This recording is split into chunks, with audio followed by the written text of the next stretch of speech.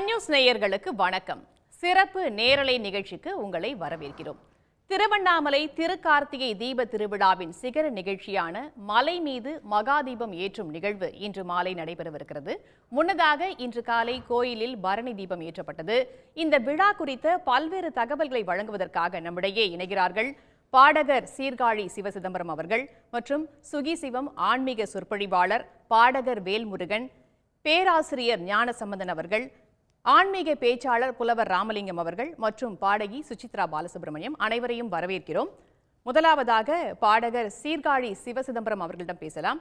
Sir, திருவண்ணாமலையின் சிறப்புகள் அப்படிங்கிறது என்ன, அதை பற்றி நீங்க சொல்லுங்க சார். கார்த்திகை தீப பெருநாள் விழாவினை திருவண்ணாமலையில் நேரலையாக காண வந்திருக்கின்ற அருமை சன் நியூஸ் நேயர்கள் அனைவருக்கும் முதற்கண் என் பணிவான வணக்கங்கள். அருள்மழையாக கவிமழை பொழிந்த அண்ணாமலையை, அருணகிரியை தந்த அண்ணாமலையை இன்று நாம் தீபச் சுடரொளியை கிரீடமாக வைத்து காணுகின்ற நற்பேறு பெற்றிருக்கின்றோம். அருள்மழையாக கவிமழை பொழிந்த அருணகிரி வாழ்ந்த அண்ணாமலை, அண்ணாமலை திருவண்ணாமலை என்று பழகு கொஞ்சு தமிழில் சந்தத்தமிழை உலகிற்கு முருகப்பெருமானின் வாயிலாக அருணகிரிநாதர் முத்து முத்தாக பாடுக என்ற கட்டளையை ஆறுமுகப் பெருமானின் வேல்முனையால் நாவில் இயற்றி பெற்ற வரமான அருணகிரிநாதரின் சந்தத்தமிழ் முறையான திருப்புகழை தந்த மாமலை திருவண்ணாமலை. அத்தகைய திருவண்ணாமலையில் கார்த்திகை தீப பெருநாள் விழாவினை இன்று நாம் கண்டுகொண்டிருக்கின்றோம். பஞ்சபூத தலங்களில் மிகவும் உயர்வான தலமாக, அக்னி தலமாக, நெருப்பு தலமாக போற்றப்படுகின்ற தலம் திருவண்ணாமலை. முக்தி நிலை என்பது மனிதனுக்கு பல்வேறு நிலைகளில் கிடைப்பதைப் போல பஞ்சபூத தலங்களில் நினைத்தாலே முக்தி தருகின்ற தலமாக இருப்பது திருவண்ணாமலை. அண்ணாமலையை நினைத்தாலே முக்தி கிடைக்கும். அண்ணாமலையை தொழுந்தோறும் தொழுது வணங்குந்தோறும் நமக்கு முக்தி நிலை எய்துகின்ற பக்குவம், அந்த மனநிலை நமக்கு கிடைக்கிறது என்பது கண்கூடான உண்மை. திருவண்ணாமலை அண்ணாமலை நாதரை தொழுது வணங்கினால் சகல பாவங்களும் தீரும் என்பதன் அடையாளமாக நம் ஆன்ம ஜோதியை, நமது மனதில் உள்ள உறுதி வெளிப்பாட்டினை தமிழாக தமிழ்நாட்டில் தந்து உதவுகின்ற தமிழ் ஒளியான தெய்வம் திருவண்ணாமலை அருணாச்சலேஸ்வரர். திருவண்ணாமலை தீப ஒளி வழிபாட்டு காட்சி. திருவண்ணாமலையின் உச்சியில் தீப ஒளி விளக்கேற்றி வழிபடுகின்ற நேரத்தில் பல சித்திகள் பெறுவதை மக்கள் உணர்ந்திருக்கின்றார்கள். சித்தர்கள் வாழுகின்ற மலையான திருவண்ணாமலையில் சகல சித்தர்களின் அருட்பேரினை நமது ஆரா என்று சொல்லக்கூடிய நமது சூழலில் உணர்ந்து நமது உடலும் உள்ளமும் தூய்மையும் புத்துணர்ச்சியும் பெறுகின்ற ஒரு நல்வாய்ப்பினை பெறுவது என்பது ஐதீகம். திருவண்ணாமலையில் கொப்பரை என்று சொல்லப்படுகின்ற 450 கிலோ எடையுள்ள செப்பு பாத்திரத்தில் 350 கிலோ எடையுள்ள நெய், பல ஆயிரக்கணக்கான மீட்டர்கள் அளவிலான திரியினை கொண்டு ஏற்றப்படுகின்ற தீபம் திருவண்ணாமலை தீபம். அது பரணி தீபமாக பரணி நட்சத்திரத்தில் சொர்ண பைரவர் சன்னதியில் ஏற்றப்பட்டு காலையில் பரணி நட்சத்திரத்தில் வைக்கப்பட்டு மாலையில் அது கார்த்திகை தீபமாக மிளிர்வதை அனைவரும் தரிசித்து மகிழ்கின்ற நற்பேற்றினை பெறுகின்றார்கள். திருவண்ணாமலையின் சிறப்புகள் குறித்து பார்த்தோம். தொடர்ந்து ஆன்மீக பேச்சாளர் சுகி சிவம் அவர்களும் திருவண்ணாமலையின் சிறப்புகள் குறித்து விளக்குகிறார். சுகி சிவம் சார், இப்போ திருவண்ணாமலையின் சிறப்புகள் அப்படின்னா என்னென்ன சிறப்புகளை உள்ளடக்கி இருக்கிறது திருவண்ணாமலை திருத்தலம்? அண்ணாமலைக்கு அரோகரா என்று லட்சக்கணக்கான மக்கள் நெஞ்சு நிறைந்து நினைந்து வழிபடுகிற திருத்தலம் திருவண்ணாமலை. இன்றைக்கு லட்சக்கணக்கான மக்கள் கூப்பிய கைகளோடு கண்களில் நீர் மல்க அந்த அண்ணாமலை அண்ணலுடைய பெருமையினை நினைந்து மகிழ்கிறார்கள், பக்தி வெள்ளத்தில் நீந்துகிறார்கள். இயற்கையோடு இணைந்து உருவான ஒரு மதம் இந்து மதம். இயற்கையோடு இணைந்து இறைவனை உணர்ந்து, ரொம்ப முக்கியம். நீங்கள் நேரடியாக ஒரு தனியார் கம்பெனியோடைய தயாரிப்பு மாதிரி இதுதான் கடவுள் அப்படின்னு ஒரு ப்ராடக்ட் விற்கிற மாதிரி நேரடியாக கொண்டு வந்து யாரும் கொடுத்து விட முடியாது. இயற்கையின் வழியாகத்தான் நாம் பயணிக்கணும். நாம் நீர் பார்க்குறோம், நிலம் பார்க்குறோம், நெருப்பு பார்க்குறோம், காற்று பார்க்குறோம், வானம் என்று 5 பூதங்கள். நம்முடைய பெரியவர்கள் சொன்ன வார்த்தையை அப்படியே சொல்கிறேன், வேறு ஒன்றும் இல்லை. இந்த 5ல் நெருப்பு என்பது மிக மிக முக்கியமான ஒன்று. இப்போ வீட்டில் விளக்கேற்றி வைக்கிறோம், அது நெருப்பு. யாகசாலையிலே ஆச்சாரிய பெருமக்கள் யாகம் பண்ணுகிற போது நெருப்பை ஏற்றுவார்கள், அது நெருப்பு. பொதுவாக இந்து மதத்தில் இறந்து போன பிறகு அவர்களுக்கு நெருப்பில் அந்த உடலை இட்டு எரித்து விடுவார்கள். நல்லது கெட்டது எல்லாவற்றுக்குமே நெருப்பு என்பது நம்மோடு உடன் வருவது. நெருப்பினுடைய சிறப்பு என்ன? பக்குவம் இல்லாத ஒன்றை பக்குவப்படுத்துவது நெருப்பு. அது மாதிரி பக்குவமில்லாத மனத்தை பக்குவப்படுத்துவதற்கான ஒரு திருத்தலம் எது என்று கேட்டால் திருவண்ணாமலை. அதனால்தான் மற்றைய தலங்களுக்கு இல்லாத ஒரு சிறப்பு, நினைக்க முக்தி தரும் திருவண்ணாமலை என்று எழுதி வைத்தார்கள். இப்போது திருவாரூரில் பிறக்க முக்தி அப்படின்னாங்க. இனிமேல் இங்கேருந்து யாராவது போய் திருவாரூரில் பிறக்க முடியுமா? பறந்துட்டோம். நம்ம எந்த ஊர்லேயோ ஏதோ ஒரு ஆஸ்பத்திரியில் ஏதோ ஒரு வார்டு நம்பரில் நம்ம அம்மா நம்மளை பெற்றுட்டாங்க. இனிமேல் போய் நம்ம நினச்சபடி போய் பிறக்க முடியாது. என்னால் பிறக்கவும், என்னால் இறக்கவும், என்னால் தரிக்கவும் இங்கு நான் யார்? அருணகிரிநாதர் கேட்குறார்.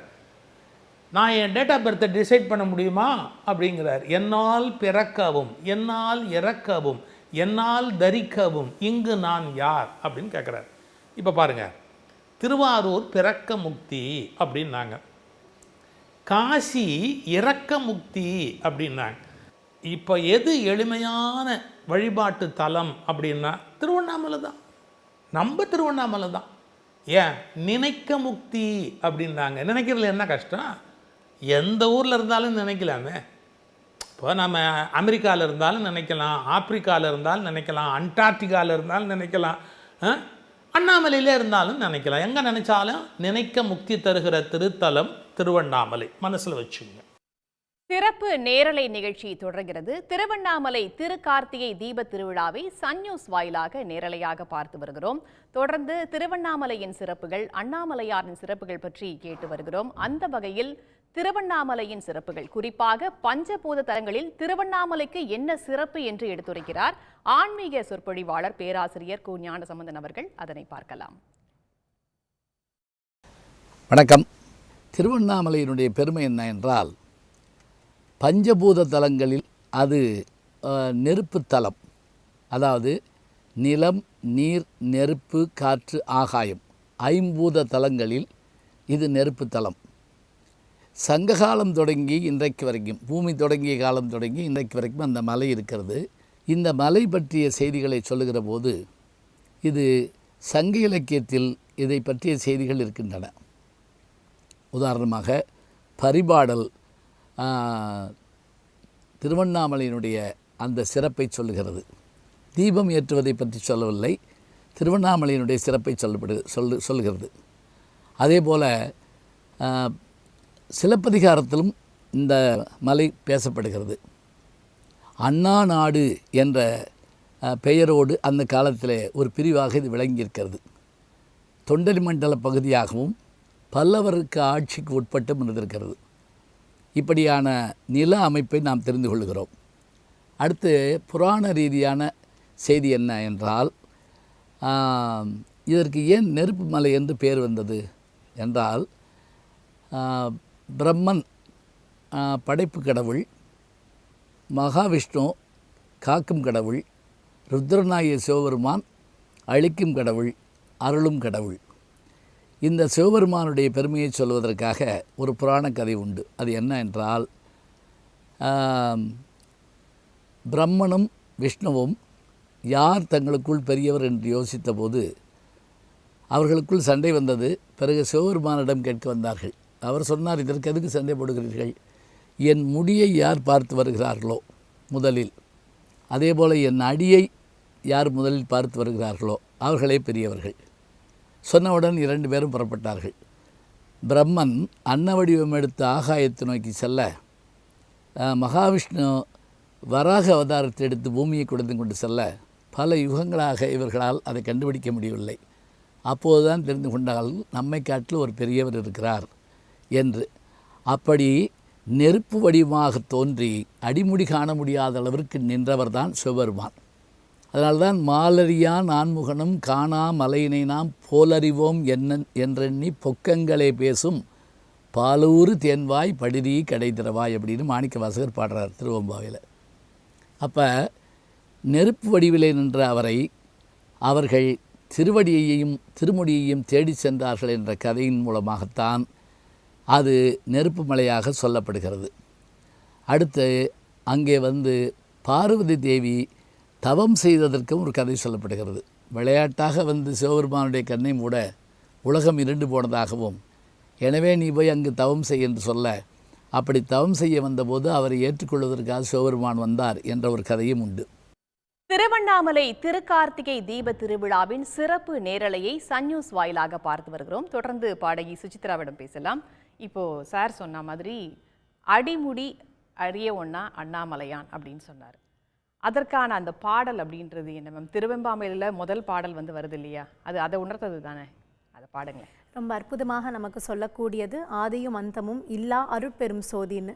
அந்த திருவெம்பாவை, முதல் திருவெம்பாவை நம்ம பார்க்கலாம். ஆதியும் அந்தமும் இல்லா அருட்பெரும் சோதியையாம் பாட கேட்டேயும் வாழ்த்தடங்கன். ஆதியும் அந்தமும் இல்லா அருட்பெரும் சோதியையாம் பாட கேட்டேயும் வாழ்த்தடங்கன். மாதேவளருதியோ வன் செவியோ நின் செவிதான். மாதேவளருதியோ வன் செவியோ நின் செவிதான். மாதேவன் வார்கடல்கள் வாழ்த்திய வாழ்த்தொலி போய். மாதேவன் வார்கடல்கள் வாழ்த்திய வாழ்த்தொலி போய்.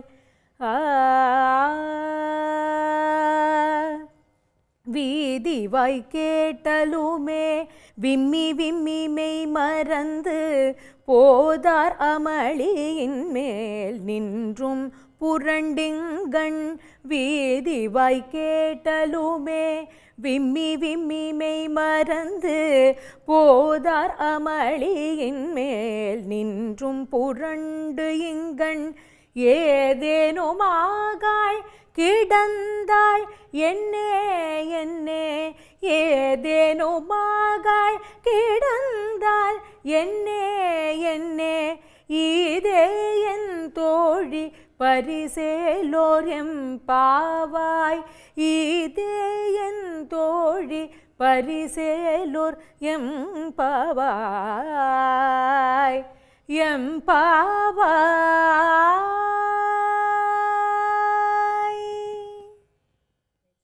மிக அருமையாக திருவெம்பாவையை பாடி பக்தர்களை மனம் குளிர வச்சிட்டீங்க அப்படின்னு தான் சொல்லணும். தொடர்ந்து பாடகர் சீர்காழி சிவசிதம்பரம் அவர்களும் இதே போன்று சிவனின் சிறப்புகள் குறித்து பாடுகிறார். அதனை கேட்கலாம். திருவண்ணாமலை தீபத்தை, அந்த தீப ஒளியை கண்ணுற்று பக்தி பெருக்கோடு வணங்கி வருகின்ற காலகட்டத்தில் அந்த சித்தர்கள் போடுகின்ற மூலிகையானது, அதிலிருந்து வருகின்ற மை மருத்துவ குணம் கொண்டது என்ற ஒரு செய்தியையும் நமக்கு தருகின்றார்கள். திருவண்ணாமலை தீபம் தமிழில் ஒளி என்பதற்கு என்னென்ன பெயர்கள் இருக்கிறதோ அத்தனை பெயராலும் அழைக்கப்படுகின்றது. தீபச் சுடர் ஒளி என்றும், சிவஜோதி என்றும், பரஞ்சுடர் என்றும், தீபமாக, சுடராக, சூழ் ஒளி விளக்காக அந்த இறைவன் தருகின்ற ஆன்மநேய சிந்தனையை, ஒருமித்த கடவுள் என்கிற சிந்தனையை அருட்பெரும் ஜோதியின் வடிவாக, தீபமங்கள ஜோதியாக இந்த ஜோதி தரிசனம் நமக்கு தருகிறது. தீபமங்கள ஜோதி நமோ நம என்று அந்த தீபத்தை காணும் பொழுது கண்டு வணங்கி, அதை நேரிலும் இந்த தொலைக்காட்சியின் வாயிலாக கண்ணுற்று இதை பார்த்து பக்தியோடு வணங்குகின்ற அருமை பெருமக்களின் உள்ளங்களில் நினைத்ததெல்லாம் நினைத்தவாறே நடக்கக்கூடிய ஒரு சக்தியை அண்ணாமலை கார்த்திகை தீபம் அந்த காட்சி நமக்கு வழங்குகிறது. அண்ணாமலையார் தீபத்தில் அருட்பெரும் ஜோதியாக, ஆனந்த ஜோதியாக, சிவஜோதியாக நமக்கு பல்வகையிலும் ஆன்ம ஜோதியை ஏற்றி நமது ஆன்மாவை சுத்தப்படுத்தக்கூடிய ஜோதியை, ஒருமித்த எண்ணத்தை, அகந்தையை அழித்து ஆன்மாவை ஒருநிலைப்படுத்தக்கூடிய ஒரு ஜோதியாக அண்ணாமலையார் ஜோதி தரிசனம் நமக்கு காட்சி தருகிறது. தீபமங்கள ஜோதி நமோ நம, கீத குஞ்சரி பாதா நமோ நம, தீபமங்கள ஜோதி நமோ நம என்று ஜோதி தரிசனத்தை உளமுருக பாடி வணங்குபவர்கள் நினைத்த காரியங்கள் எல்லாம் சித்தியாவதை மக்கள் உணர்ந்திருக்கின்றார்கள். அண்ணாமலையார் திருக்கோவிலுக்கு நாம் செல்கின்ற போது அந்த அண்ணாமலை தரிசனம் என்பது உண்ணாமுலை தாயாருடன் நமக்கு கிடைக்கின்றது. மாபெரும் மகாநந்தி சொரூபத்தை தாண்டி அந்த கோவில் படிகளை மேலே நாம் ஏறும்பொழுது, அந்த ஈசன் சந்நிதியை நோக்கி நாம் உயரும் பொழுது நாம் உள்ளமும் அதற்கேற்றாற்போல் உயர்வதை நம்மால் உணர முடியும். என்னுடைய அருமை தந்தையார் இசைமணி பத்மஸ்ரீ டாக்டர் சீர்காழி எஸ் கோவிந்தராஜன் அவர்கள் அண்ணாமலையார் தரிசனத்திற்கு எங்களை அழைத்து செல்லும் பொழுதெல்லாம் அண்ணாமலையை தொழுகின்ற பாடல்களை பாடியவாறே செல்வார்.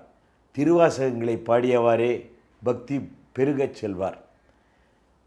கூறு நாவே முதலாக கூறும் கரணம் எல்லாம் நீ, தேரும் வகை நீ, திகைப்பு நீ, தீமை நன்மை முழுதும் நீ, வேறு ஓர் பரிசு இங்கு ஒன்றில்லை, மெய்மை உன்னை விரித்து உரைக்கின், தேரும் வகை என் சிவலோகா, திகைத்தால் தேற்ற வேண்டாவோ, வேண்டத்தக்கது அறிவோய் நீ, வேண்ட முழுதும் தருவோய் நீ, வேண்டும் அயன்மார்க்கு அறியோய் நீ, வேண்டி என்னை பணி கொண்டாய், வேண்டி நீ யாது அருள் செய்தாய், யானும் அதுவே வேண்டின் அல்லால், வேண்டும் பரிசு ஒன்றுண்டு என்னில் அதுவும் ஒன்றன் விருப்பன்றே. இந்த திருவாசகத்தில் வேண்டத்தக்கது அறிவோய் நீ, வேண்ட முழுதும் தருவோய் நீ என்பதெல்லாம் சொல்லி ஈசனிடம் நாம் கேட்பதை விட நமக்கு என்ன தேவை என்று அந்த ஈசனே நமக்கு கேளாமலே தருகின்ற தெய்வம் அண்ணாமலையார் அந்த சிவஸ்வரூபம் என்பதை உணர்த்துகின்ற திருவாசக பாடல்களை பாடி பரவும் பொழுது நம்மையும் அறியாமல் பக்தி பரவசத்தில் நம் உள்ளமெல்லாம் ஆனந்த களிப்பு பெறுவதை பார்க்க முடியும். ஜோதி தரிசனம் குறித்து ரொம்ப சிறப்பாக சொன்னீங்க சார். தொடர்ந்து மகாதீபம் ஏற்றக்கூடிய அந்த 2668 அடி உயர மலை உச்சியிலிருந்து நமது செய்தியாளர் குணசேகரன் இணைந்திருக்கிறார். குணசேகரன், மாலை 6 மணிக்கு சரியாக மகாதீபம் மலை உச்சியில் ஏற்றப்படவிருக்கிறது. அதற்கு முன்னதாக தற்போது அங்கே என்ன ஏற்பாடுகள் நடைபெற்று வருது, அதை பற்றி சொல்லுங்க.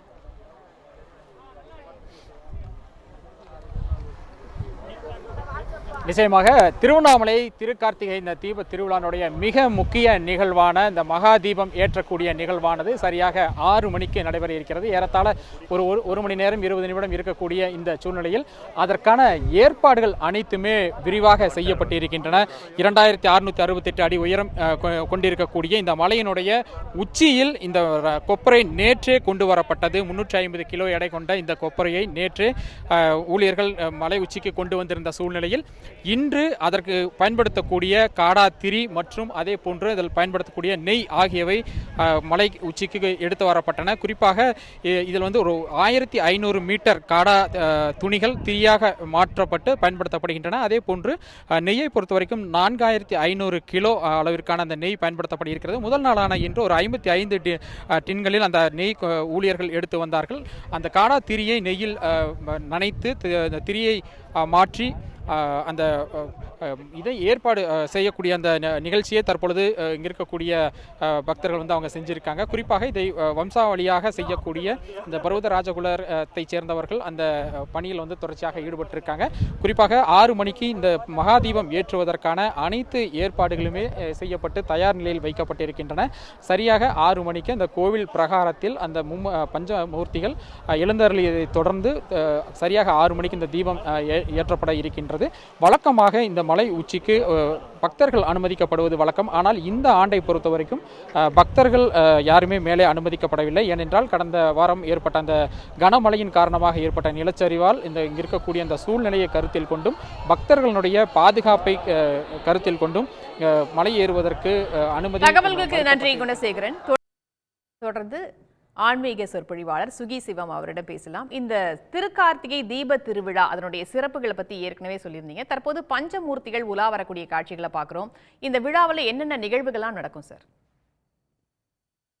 இந்த ஊருக்கு என்ன சிறப்பு அப்படின்னு கேட்டால், பக்தி யோகம், கர்மயோகம், ராஜயோகம், ஞான யோகம் 4க்கும் உரிய திருத்தலம் திருவண்ணாமலை.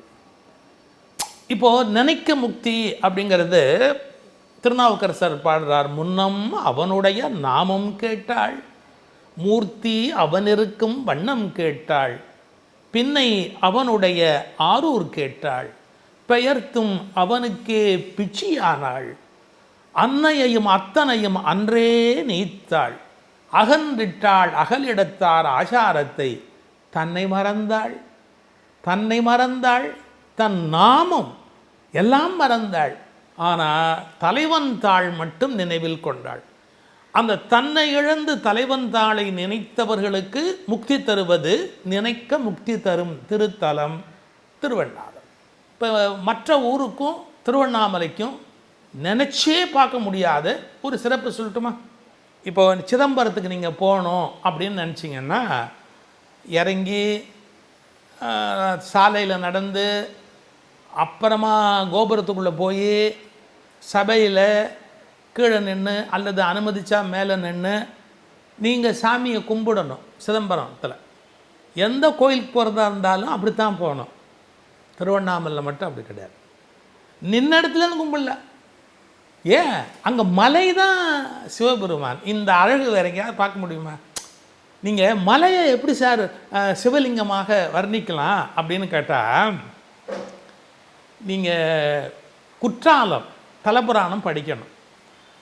குற்றாலத்தில் பலா மரம் இருக்கும், உங்களுக்கு நீங்கள் பார்த்துருப்பீங்க. அதில் பலா பழம் இருக்கும், நீங்கள் பார்த்துருப்பீங்க, சாப்பிட்ருப்பீங்க.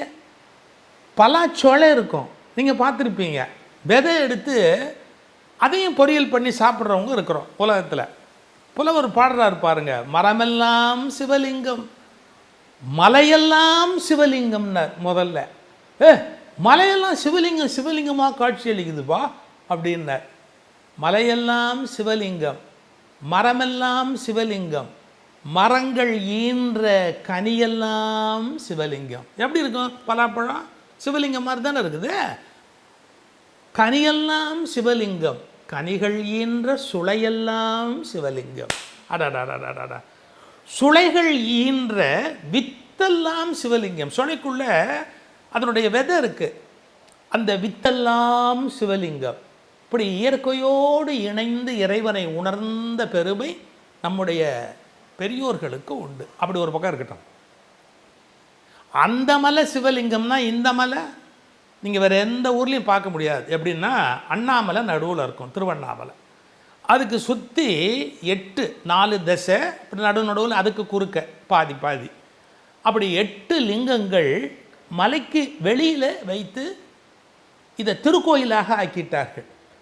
தயவுசெய்து அன்பர்களுக்கு நான் ஒன்று சொல்கிறேன், கூட்டம் ரொம்ப ஜாஸ்தியாக இருக்கும்போது அடித்து பிடிச்சி உள்ளே போய் நாம் அண்ணாமலையாரை பார்த்துடணும் அப்படின்னு நினைக்கிறவங்க ஒரு உண்மையை முதல்ல புரிஞ்சுக்கணும். திருவண்ணாமலைங்கிற மலையை பார்க்குறீங்க பாருங்க, அதுதான் விசேஷம். மற்ற ஊரில் தான் கோயிலுக்குள்ளே போனால் அந்த இறைவனை பார்க்கணும். இங்கே மலையே சிவலிங்கம் தான். நினைக்க முக்தி தரும் திருவண்ணாமலை, ஞான தபோதரரை வாவென்றழைக்கும் திருவண்ணாமலை. எவ்வளவு ஞானிகள் தெரியுமா? அந்த மலை முழுக்க நிறைய சித்தர்கள் சமாதி இருக்குது. அந்த மலையை சுற்றி வருகிற போது நீங்கள் உள்ள விசாரிச்சிங்கன்னா தெரியும், ஏகப்பட்ட சித்தர்களுடைய சமாதி இருக்குது. இந்த மாதிரி சித்தர்கள் வேறு எந்த ஊர்லேயும் நீங்கள் பார்க்க முடியாது. நிறைய சித்தர்கள் இப்பவும் வாழ்ந்து கொண்டிருக்கிறார்கள். அது அடுத்தது. இது ஞான தபோதரர்களை வெளியில் இருக்கிறவங்கள வா அப்படின்னு கூப்பிடும். ஏன்னா இது நெருப்பு. இப்போ ஒரு வித்தியாசம் சொல்கிறேன் பாருங்க, தண்ணீரோடு நீங்கள் எதையாவது கலந்தீங்கன்னா தண்ணீர் அப்படியே இருக்கும், ஆனால் அதனுடைய நிறத்தை, மற்றவற்றின் நிறத்தை தண்ணீர் வாங்கிக்கும். கவனிச்சிருக்கீங்களா? காப்பி தூள் எடுத்து தண்ணீரில் போட்டால், டீ தூள் எடுத்து தண்ணீரில் போட்டால் மற்றதனுடைய நிறத்தை தண்ணி வாங்கிக்கும். நெருப்பில் போட்டிங்கன்னா ஒரு பொருளை எடுத்து தன்னுடைய இயல்பை தான் பற்றியதன் மேல் ஏற்றுவது நெருப்பு. ஒரு கட்டை மேலே நெருப்பு வச்சிங்கன்னா, ஏதோ ஒன்றில் தூக்கி நெருப்பை வச்சோம்னா அது எரிய ஆரம்பிச்சிடும். அப்போது தன்னுடைய இயல்பை பற்றியதன் மேல் ஏற்றுவது நெருப்பு. பற்றியதன் இயல்பை தன்னில் ஏற்றிக்கொள்வது பிற பஞ்சபூதங்களில் தண்ணீர் போன்றவை. புரியுதா? அதனால் நம்முடைய வினைகளை எல்லாம் எரிக்கக்கூடிய தன்மை, நெருப்பு மாதிரி எரிக்கக்கூடிய தன்மை திருவண்ணாமலையினுடைய தனித்த சிறப்பு. திருவண்ணாமலை தீபம், அதே மாதிரி திருவண்ணாமலையில் நடந்த அண்ணாமலையார்கிட்ட நடந்த சில அனுபவங்கள், எனக்கு நடந்த அதிசயங்கள் பற்றி உங்களோடு பகிர்ந்ததில் ரொம்ப ரொம்ப ஒரு சந்தோஷமான தருணம். ஒரு முறை வந்து 2015-16 இருக்கும். அந்த டைமில் வந்து நான் தீபத்துக்காக போயிட்டு அங்கே கிரிவலம் சுற்றுறதுக்காக முதல்ல கிரிவலம் சுற்றிட்டு இருக்கோம். போயிட்டு கரெக்டாக முடியும் பொழுது நம்ம மயில்சாமி அண்ணன் வந்து ஒரு ஃபோன் பண்ணுறாரு. அப்போ ஃபோன் பண்ணி ஆதவன் சாருக்கு ஃபோன் பண்ணி, ஆதவன் வேல்முருகன் இருக்காப்லையே அவங்க பக்கத்தில் அப்படின்னு. ஆமாம் இருக்கிறாருங்க. இன்றைக்கி இரவு இங்கே வந்து நம்ம அண்ணாமலையார் கோயிலில் வந்து கார்த்திகை தீபத்து அன்னைக்கு பாட முடியுமா அவர் அப்படின்னு சொல்லி கேட்குறாங்க. வேல்முருகா வந்துட்டு எங்கே தானே இருக்க அப்படின்னாரு அவர் டோன்லேயே மயில்சாமி அண்ணன். ஆமாங்கண்ணா அப்படின்னேன். நல்ல வேலையா நீ வந்திருக்கிற, ரொம்ப சந்தோஷம். அண்ணாமலையார் உனக்கு தான் இந்த வருஷம் கொடுப்புன்னு இருக்குது. ஏன்னா நாங்கள் வந்து சார் எஸ்பிபி சார் தான் வந்து அந்த 2015-16 புக் பண்ணியிருக்காங்க பாடுறதுக்கு. ஆனால் அந்த டைம் என்னன்னாக்க புயல் வெள்ளம் இங்கே வந்து சென்னையில் ரொம்ப அதிகமாகிட்டுது. அப்போ மரங்கள்லாம் வந்து விழுந்த உடனே அவர் வெளியிலேருந்தே வர முடியல, வீட்டிலேருந்து. அதனால் அவர் வர முடியாத சூழ்நிலை ஆகிட்டுது. இப்போ நான் அங்கே இருக்கிறதுனால எனக்கு அந்த வாய்ப்பு கிடச்சிது. அப்போ ட்ரம் சிவமணி சார் வந்து சபரிமலையிலேருந்து அவர் நேரப்படி வந்துட்டார். அப்போ அவர் வாசித்தார், அப்புறம் நான் பாடினோம். அது வந்து ஒரு பெரிய சந்தோஷம், பெரிய கொடுப்பனை. என்னென்னா அண்ணாமலையாரை போய் பார்க்குறதுங்கிறதே பெரிய விஷயம். நினைச்சாலே முக்தி கிடைக்கிற ஒரு இடம்தான் நம்மளுடைய திருவண்ணாமலை அண்ணாமலையார். அப்படிப்பட்ட இடத்துல கிரிவலம் சுற்றிட்டு சாமி பார்க்க முடியாத சூழ்நிலையில் இருக்கிறோமே அப்படின்ற நேரத்தில் சாமியும் பார்த்துட்டு, அதே நேரத்தில் எந்த கேட்டுக்கிட்ட எங்களை வழிமறைச்சி போக முடியாது, உள்ள கூட்டம் அதிகமாக இருக்குது, பாஸ் இருந்தால் தான் உள்ளே போக முடியும்னு சொன்ன இடத்துலையே அதே கேட்டை ஓப்பன் பண்ணி பாடகர் இன்றைக்கி பாட போகிறாரு, இவர் தான் இங்கே பாட போகிறாருன்னு சொல்லி அவங்க மயில்சாமி அண்ணா வந்து அந்த காரில் கூப்பிட்டு போனார் உள்ளே. அந்த தருணம் வந்து அப்போ தான் நினச்சேன், அண்ணாமலையாரை வந்து எல்லாரும் சொல்லுவாங்களே நினச்சாலே முக்தி கிடைக்கும்னு, அது மாதிரி அவரை நினச்சி மனம் உருகி நம்ம என்ன வேண்டுதல் வச்சுக்கிறோமோ அதை அப்படியே கொடுக்கக்கூடியவர் தான். அதனால தான் இன்றைக்கி அண்ணாமலையாரில் எங்கெங்கேயோ மாநில லெவலில் உலக லெவலில் இன்றைக்கி வந்து அண்ணாமலையாரை வந்து வணங்க வராங்க. அப்படி ஒரு பக்தனாக வந்து அன்னைக்கு ஆரம்பித்தது ஒவ்வொரு தீபத்துக்கும் பாடுறதுக்கு எனக்கு இந்த வாய்ப்பு கிடைச்சிருக்குதுங்கும் போது ரொம்ப சந்தோஷம். அங்கே மேலே தீபம் ஏற்றும் பொழுது நம்ம மேடையில் அங்கே கோயிலே உட்காந்து பாடும் பொழுது அது ஒரு பெரிய நமக்கு ஒரு கொடுப்பனையாக இருக்கும். ஏன்னா லட்சோப லட்சம் மக்கள் வந்து ஒவ்வொரு, அதாவது ஃபஸ்ட்டு விநாயகர் வருவார், அதுக்கப்புறம் வந்து முருகர் வருவார், அம்பாள் வருவாங்க, அண்ணாமலையார் வருவார். அங்கே பெரிய விசேஷமே அப்படி என்ன அப்படின்னாக்க அர்த்தநாரீஸ்வரருக்கான அந்த விசேஷம்தான் அதிகமாங்க. அர்த்தநாரீஸ்வரருக்காக அங்கே பாடும்பொழுது அப்படியே நமக்கு மெய் சிலுத்துரும்.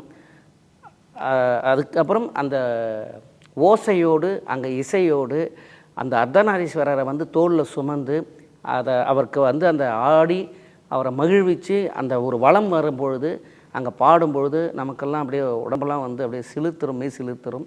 அப்படிப்பட்ட ஒரு வாய்ப்புகளை வந்து அங்கே பாடுறதுக்கு கிடச்சிது. அதுவும் தீபம் ஏற்றும் பொழுது அப்படி ஏற்றிக்கிட்டு இருக்கும் பொழுதே அங்கே நின்று பாடும்பொழுது இன்னும் ஒரு பெரிய கொடுப்பனவாக இருக்கும்.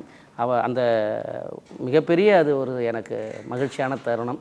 இப்படி நிறைய விஷயங்கள் வந்து என்னுடைய வாழ்க்கையில் அண்ணாமலையார் வந்து நிறைய செஞ்சுருக்காரு. இதன் மூலமாக நிறையா அண்ணாமலையாரை போய் பார்க்கும்பொழுது நமக்கு நிறைய நம்மளுடைய தொழிலையும் சரி, அடுத்தடுத்தது வளர்ச்சியிலையும் சரி, எப்பொழுதும் அண்ணாமலையாரும் உண்ணாமலையார் அம்மாவும் நமக்கு வந்து கூடையே இருந்து நம்மளை வந்து வழி நடத்துவாங்க. திருக்கார்த்திகை தீப திருவிழாவை சிறப்பு நேரலை வாயிலாக பார்த்து வருகிறோம். பல்வேறு தகவல்களை நம்மிடையே வழங்கி கொண்டிருக்கிறார்கள் நம்முடைய விருந்தினர்கள். மேலும் அவர்களுடைய பக்தி அனுபவத்தையும் பாடல்கள் வாயிலாகவும் வெளிப்படுத்தி வருகிறார்கள். அந்த வகையில் பாடகர் சீர்காழி சிவசிதம்பரமும் தன்னுடைய பக்தி பரவசத்தை வெளிப்படுத்துகிறார். பார்க்கலாம்.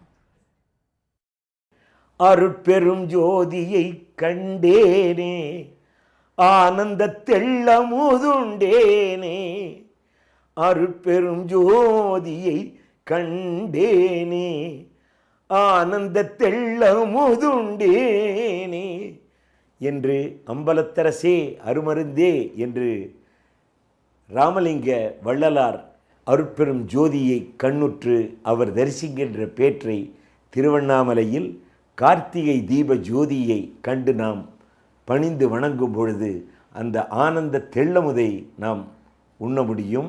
அத்தகைய பேற்றினை அருளக்கூடிய ஜோதி தரிசனம், தீப தரிசனம், கார்த்திகை ஜோதி தரிசனம். ஒரு மனிதனின் உள்ளத்தில் அறியாமை என்கின்ற இருள் அகல வேண்டுமென்றால், அறியாமை இருள் அகல வேண்டுமென்றால் அங்கு ஒளி ஏற்றப்பட வேண்டும் என்பதுதான் நாம் ஆலயங்களில் கற்பூர தீபமோ நெய்விளக்கோ மெழுகுவர்த்திகளோ ஏற்றி வணங்குவதற்கான அடிப்படை என்று சொல்வார்கள். இந்த உலகத்திற்கான அஞ்ஞானத்தை ஒருமுகமாக சித்தர்கள் ஏற்றுகின்ற தீபமாக கார்த்திகை தீப ஜோதி, அண்ணாமலை ஜோதி விளங்குகிறது என்றால் அது மிகையாகாது. இந்த அருட்பெரும் ஜோதியான கார்த்திகை அண்ணாமலையார் தீபத்தை தரிசிக்கின்ற பேறு பெற்றவர்கள், அதை வலம் வந்து ஒரு முறை தரிசித்தவர்கள், கார்த்திகை தீபத்தன்றே அந்த திருநாள் அன்றே தரிசித்தவர்கள், 21 தலைமுறைகளுக்கு சேர்த்து வைத்த அருட்கொடையான சொத்தை சேர்த்து வைத்த முக்தி என்கின்ற சொத்தை சேர்த்து வைப்பவர்களாக இருப்பார்கள் என்பது நம்பிக்கை. 2668 அடிகளுக்கு மேலாக விளங்குகின்ற உயரம் கொண்ட இந்த திருவண்ணாமலையின் உச்சியில் சற்றேறக்குறைய 8 கிலோமீட்டர் அளவில் அதில் பாதை அமைத்து அதில் பர்வதகுல பெரியவர்கள் எல்லோரும் சென்று அந்த ஜோதியை ஏற்றுவது என்பது மரபாக கருதப்படுகின்றது. கிரிவல பாதையை அருட்பெரும் ஜோதி இருக்கின்ற இந்த ஜோதி வடிவாக கார்த்திகை தீபமாக ஈசன் நமக்கு தருகின்ற அந்த அக்னி பெருவிழாவில் அந்த அக்னியை தரிசித்தவாறு 5 முறை வலம் வருபவர்கள் வேறு வாழ்க்கையில் எந்த பரிகாரமும் செய்ய தேவையில்லை, அது ஒன்றே சகல பாவங்களையும் தீர்க்க வல்லது என்ற ஒரு நம்பிக்கை உள்ளது. அதைப் போலவே அண்ணாமலையாரின் கார்த்திகை தீபத்திற்கு சர்வ ஆலய ஜோதி என்று இந்த ஜோதிக்கு ஒரு பெயர் உண்டு. சகல ஆலயங்களிலும் பல நாட்கள் பல வருடங்கள் ஏற்றப்பட்டு நம் கண்கள் காணுகின்ற பேற்றால் நாம் பார்க்கின்ற அந்த தீப தரிசனத்தை, இந்த ஒரே ஒரு தீப தரிசனத்தை பார்த்தால் சர்வ ஆலயங்களையும் அந்த தீப ஜோதியால் தரிசித்த, சர்வ ஆலயங்களின் தீப ஜோதிகளையும் தரிசித்த ஒரு பேற்றை பெற்றதற்கு ஈடான ஒரு விஷயமாக கருதப்படுகிறது. வருகிறோம். இப்போ பஞ்சமூர்த்திகளோட உலா அப்படின்னு நம்ம பார்த்துட்டு இருக்கோம். இந்த பஞ்சமூர்த்திகள் உலா பற்றி ஒரு சிறப்பான ஒரு பாடல்ல நீங்க சொல்லலாம். பஞ்சமூர்த்திகளில் ரொம்ப முக்கியமானது அப்படின்னு பார்க்கும் பொழுது எல்லாருமே இவ்வளவு நேரம் எல்லாருமே நமக்கு அழகான கருத்துக்களை எல்லாம் சொல்லும் பொழுது அர்த்தநாரி அப்படிங்கிற அந்த கோலத்தினுடைய ஒரு மேன்மை என்ன அப்படிங்கிறத நமக்கு சொல்லிக்கொண்டே வந்தார்கள். வாஸ்தவத்தில் பார்க்கும் பொழுது இந்த திருவண்ணாமலை என்று சொல்லக்கூடிய திருத்தலத்தில் அம்பிகை இங்கு தவம் செய்கின்றாள். அந்த தவமானது முக்கியமாக பௌர்ணமி ரொம்ப விசேஷம் அப்படின்னு நம்ம சொல்கிறோம் இல்லையா? திருவண்ணாமலையில பௌர்ணமி தினம் ரொம்ப விசேஷமானது. அது மட்டும் அல்லாது கிரிவலம்னு சொல்லக்கூடியது ரொம்ப மகத்துவம் கொண்டது அப்படின்னு எல்லாம் சொல்கிறோம். இந்த கிரிவலம், பௌர்ணமி இது எல்லாமே அம்பிகையினுடைய தவமோடு சேர்ந்தது தான், அவளுடைய தவமானது. அதே போல செவ்வாய்க்கிழமை ரொம்ப ரொம்ப உகந்த நாள் என்று சொல்வார்கள். இந்த செவ்வாய்க்கிழமை கிரிவலம், அதே போல முழு நிலவு தினம், இது எல்லாமே அம்பிகை தவம் இருந்ததாக சொல்லப்படுகின்றது. எதற்காக அம்பிகை இங்கே தவம் இருக்கா அப்படின்னு பார்த்தா, இறைவனுடைய உடலில் அவள் சரி பாதியை பெறுவதற்காக இந்த தவத்தை இருக்கின்றாள். அதன் பிறகுதானே அர்த்தநாரி, அதுக்கு முன்னாடி அப்படி ஒரு கோலமே கிடையாது. அதனால் இந்த இடத்துல அவளுக்கு தவம் இருந்து இறைவனுடைய ஒரு பேர் அனுகிரகத்தினால் அவளுக்கு அர்த்தநாரி கோலத்தில் இடம் கிடைக்கின்றது, இறைவன் அர்த்தநாரியாக. அப்படிப்பட்ட அந்த கோலத்தை அழகாக வர்ணிக்கும் ஒரு பதிகத்தை நம்ம பார்க்கலாம். ஆமாம், இப்போ வந்து நம்ம பார்க்குற காட்சி அதுதான் நினைக்கிறேன். அம்பாள் வந்து மீனாட்சி அம்மன் கோலத்தில் வந்து காட்சி கொடுக்குறாங்க. நீங்கள் அந்த பதிகத்தை பாருங்க. உண்ணாமுலை உமையாளொடும் உடனாகிய ஒருவன் பெண்ணாகிய பெருமான்மலை திருமாமணி திகழ மண்ணார்ந்தன அருவித்திரள் மழலை முழவதிரும் அண்ணாமலை தொழுவார் வினை வழுவா வண்ணம் அருமே வழுவா வண்ணம் அருமே அருமே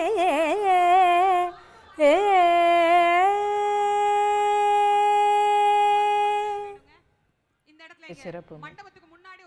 அதாவது இப்போ நம்ம பார்க்குற காட்சிகள் வந்து பார்த்தீங்கன்னா, அங்கே பஞ்சமூர்த்திகள் உலா வரக்கூடிய அந்த நிகழ்வு, இதற்கு பிறகாக வந்து மகாதீபம் ஏற்றப்படக்கூடிய அந்த நிகழ்வு. ஐயா, இப்போ நீங்கள் சொல்லுங்கள், மலை உச்சியில் மகாதீபம் ஏற்றப்படும் போது இப்போவே அங்கே இருக்கிற மக்கள் முகத்தில் அந்த பக்தி பரவசத்தை நம்ம பார்க்குறோம். அந்த மகாதீபம் ஏற்றப்படும் போது இன்னும் ஒரு பேரதிகமான ஒரு பக்தி பரவசத்தை வந்து மக்கள் எல்லாருமே அவங்களுடைய உணர்வுபூர்வமாக வெளிப்படுத்துவாங்க. இப்போ இருக்கிற தருணத்துக்கும் அந்த மாலை 6 மணிக்கும் இடையில என்னென்ன மாதிரியான நிகழ்வுகள் அங்கே நடைபெறும்? இப்போ நம்ம பஞ்சமூர்த்தி புறப்பாட்டையே நம்ம பார்க்குறோம், இப்பயும் பார்த்துக்கிட்டு இருக்கிறோம். ஆமாம், ஆரவாரத்தோடு போகிற இந்த அற்புத காட்சியை நான் என்ன நினைக்கிறேன்னா, எம்பெருமானே ஆடல் வல்லான். ஆமாம், அண்ணாமலையார் ஆடல் வல்லான் என்று அழைக்கப்படுகிறவர். குனித்த புருவமும் கொவ்வை செவ்வாயில் குமிழ் சிரிப்பும் பனித்த சடையும் பவளம்போல் மேனியில் பால் வெந்நீரும் இனித்த நடையும் எடுத்த பொற்பாதமும் காணப்பெற்றால் மனித்த பிறவியும் வேண்டுவதே இம்மாநிலத்தே என்று அந்த ஆடல் வல்லானனுடைய ஆடல் திருக்கோலத்தை பார்த்து நாவுக்கரசர் மனமுருகி பாடிய பாடலைத்தான் இன்னைக்கு லட்சக்கணக்கான பேரும் அதை பார்க்கிறாரு.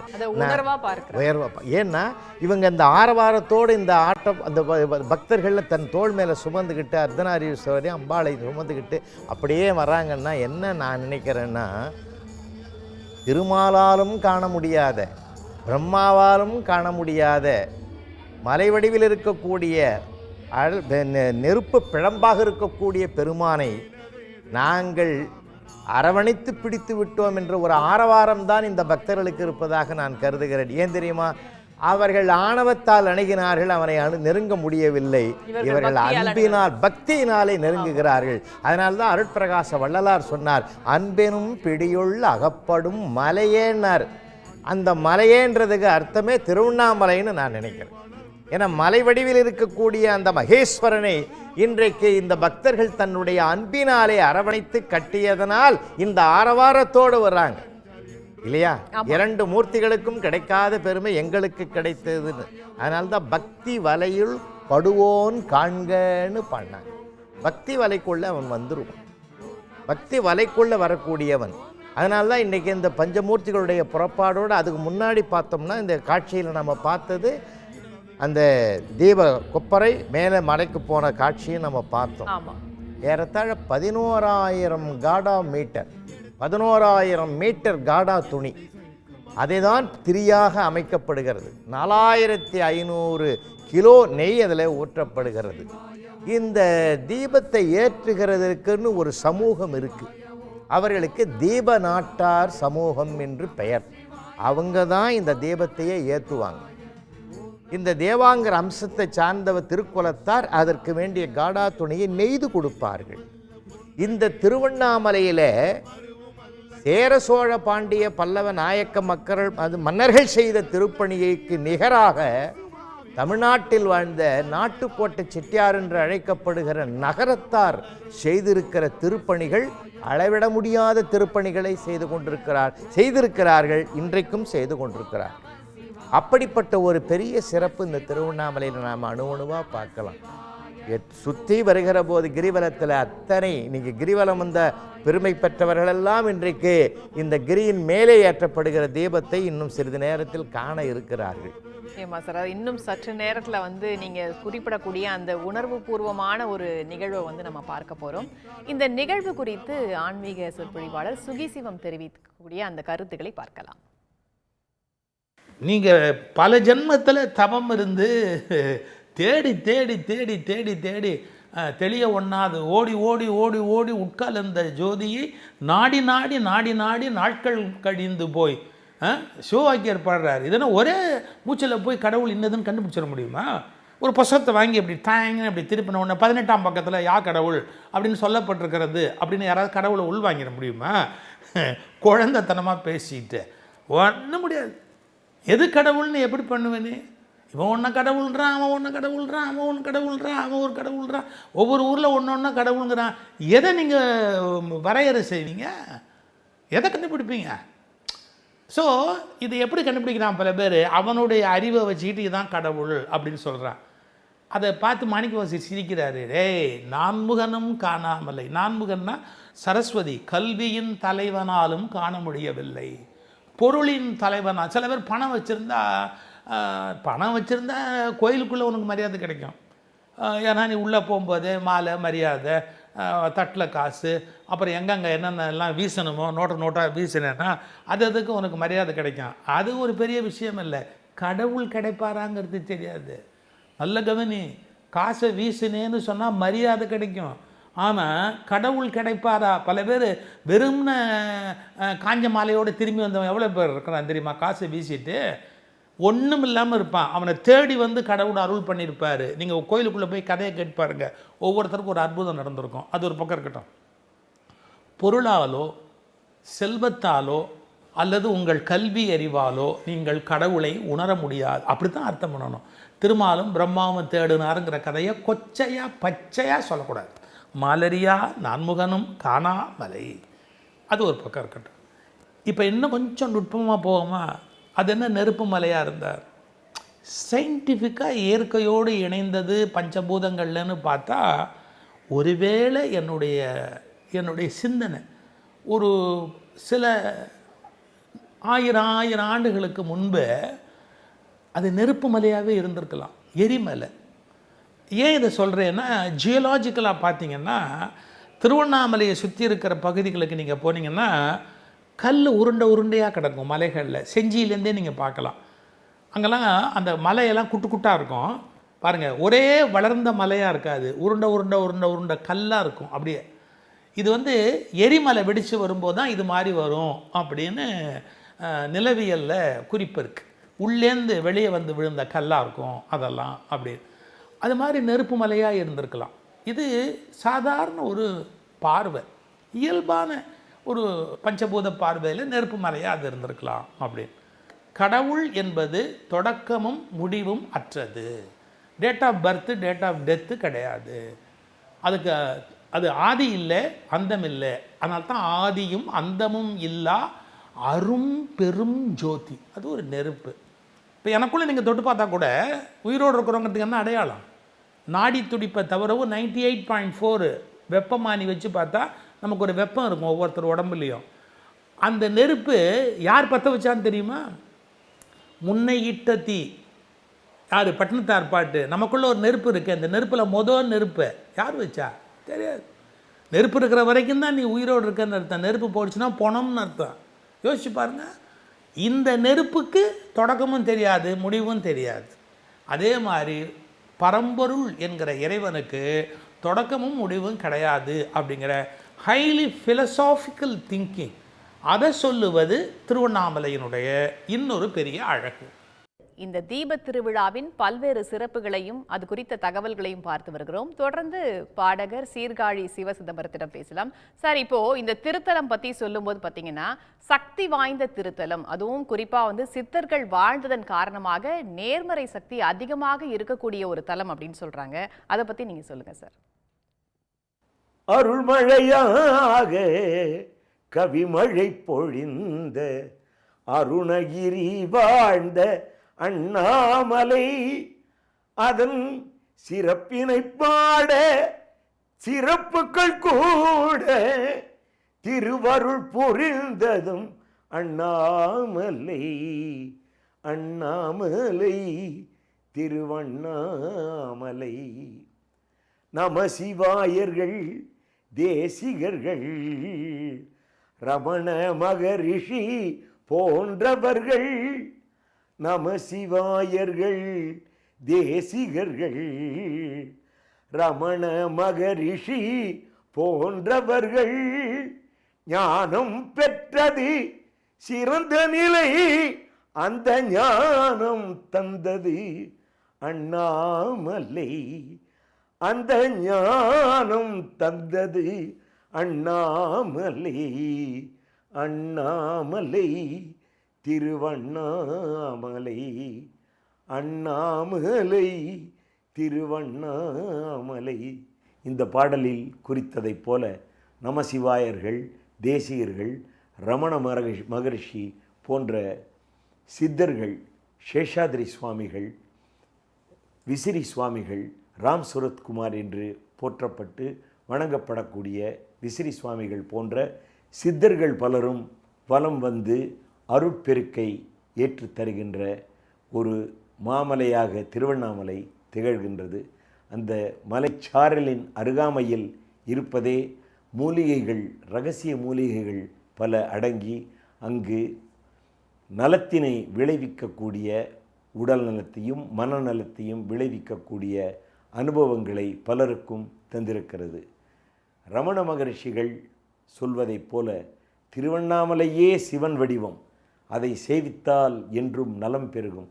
திருவண்ணாமலையே சிவன் வடிவம், திருவண்ணாமலையே சிவன் வடிவம், அதை சேவித்தால் என்றும் நலம் பெருகும்.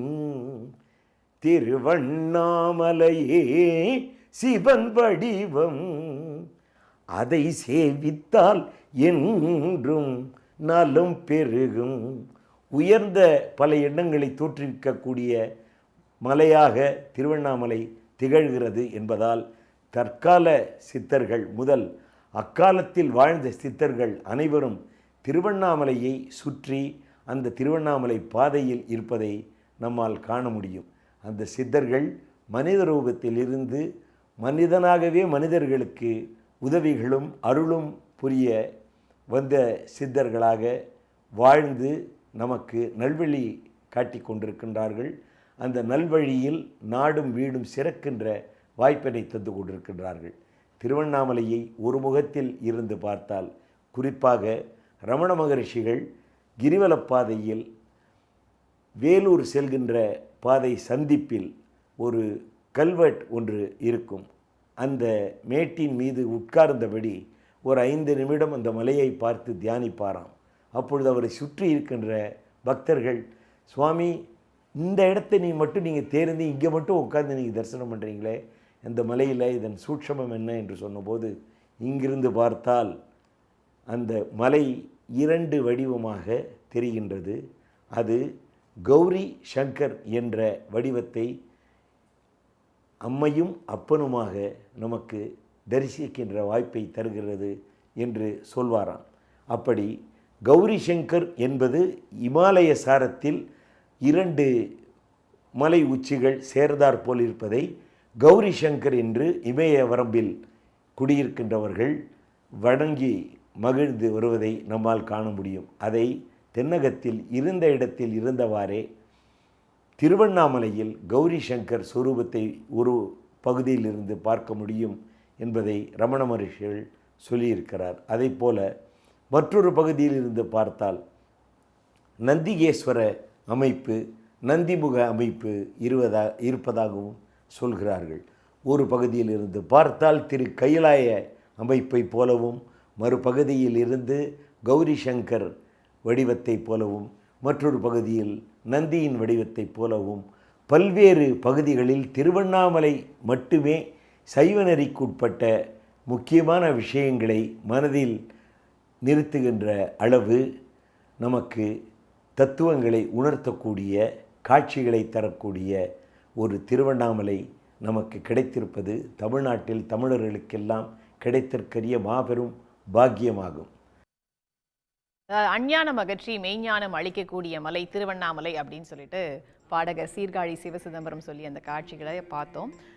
ராமலிங்கம் சார், இப்போ நம்ம பார்க்கக்கூடிய அந்த காட்சி இன்னும் சற்று நேரத்தில் மலை மீது மகாதீபம் ஏற்றக்கூடக்கூடிய அந்த நிகழ்வுக்காக ஆயத்தங்கள் அங்கே நடைபெற்று வருது. அந்த உணர்வு அப்படின்றது இப்போ அவங்க அந்த ஏற்பாடுகளை செஞ்சுட்டு இருக்காங்க. ஆனாலும் அவங்களுக்குள்ளேயும் அந்த உணர்வுகள் இருக்கும். இன்னும் கொஞ்ச நேரத்தில் இந்த மலை மேலே மகாதீபம் ஏற்றப்பட போகுது அப்படின்னு என்ன மாதிரியான ஒரு உணர்வு இருக்கும் உங்களுக்கு? ஒரு பக்தனுடைய உணர்வுன்றது ஒன்றி போவது தான் பக்தனுடைய உணர்வு. தான் என்ற உணர்வு அகன்று எல்லாம் அவன் என்று உணரக்கூடிய ஒரு உச்ச நிலையை அடைவது தான் மிகப்பெரிய பக்தியினுடைய ஆழமான பெருமை. இந்த மலையை ஜெர்மனியை சார்ந்த புவியியல் அறிஞர் கால் பிரண்டன் அப்படின்றவர் ஆராய்ச்சி பண்ணியிருக்கார். பல வெளிநாட்டவர்கள்லாம் இந்த மலைக்கு வராங்க. ஏன்னா சித்தர்களும் சாதுக்களும் நிறைந்திருக்கக்கூடிய இந்த திருமலையை அவர்களும் வலம் வருகிறார்கள். அவங்களும் அங்கே தியானம் பண்ணக்கூடிய அந்த தியானம் செய்கிறாங்க. நான் சென்ற வாரம் கூட நான் அங்கே பார்த்தேன். வெளிநாட்டவர்களெல்லாம் அங்கே உட்காந்து ஒரு ஆத்ம திருப்திக்காக அமர்ந்து தியானிக்கிறக்கூடிய ஒரு மகத்துவத்தை வெளிநாட்டவரையும் ஈர்த்து வைத்திருக்கக்கூடிய பெருமை அந்த மலைக்கு, திருமலைக்கு. அங்க இருக்கக்கூடிய சூழல் தான் அந்த மாதிரி ஒரு வைப்ரேஷனை கொடுக்குதா அவங்களுக்கு? என்ன அலைகள்! அதனால்தான் அந்த பால் பிரண்டன் ஆராய்ச்சி பண்ணி இது எரிமலையின் அம்சம்னு எழுதியிருக்கார். வரலாற்று செய்தி அது. அதற்குள்ள கந்தகம் இருக்கிறது அப்படின்னு அதையும் குறிப்பிட்டிருக்கிறார். அதனால தான் அந்த ஈர்ப்பு இருக்குது பார்த்தீங்களா? அந்த ஈர்ப்பு லேசானது இல்லைங்க. எத்தனை யுகாந்திர காலங்களுக்கு முன்னாலே இருந்து அது உலகத்தையே மானுடத்தையே ஈர்க்கிறது. அந்த ஈர்க்கிற சக்திக்குத்தான் நம்ம உணர முடியாத எல்லைக்கு நாம் போகிறோம்.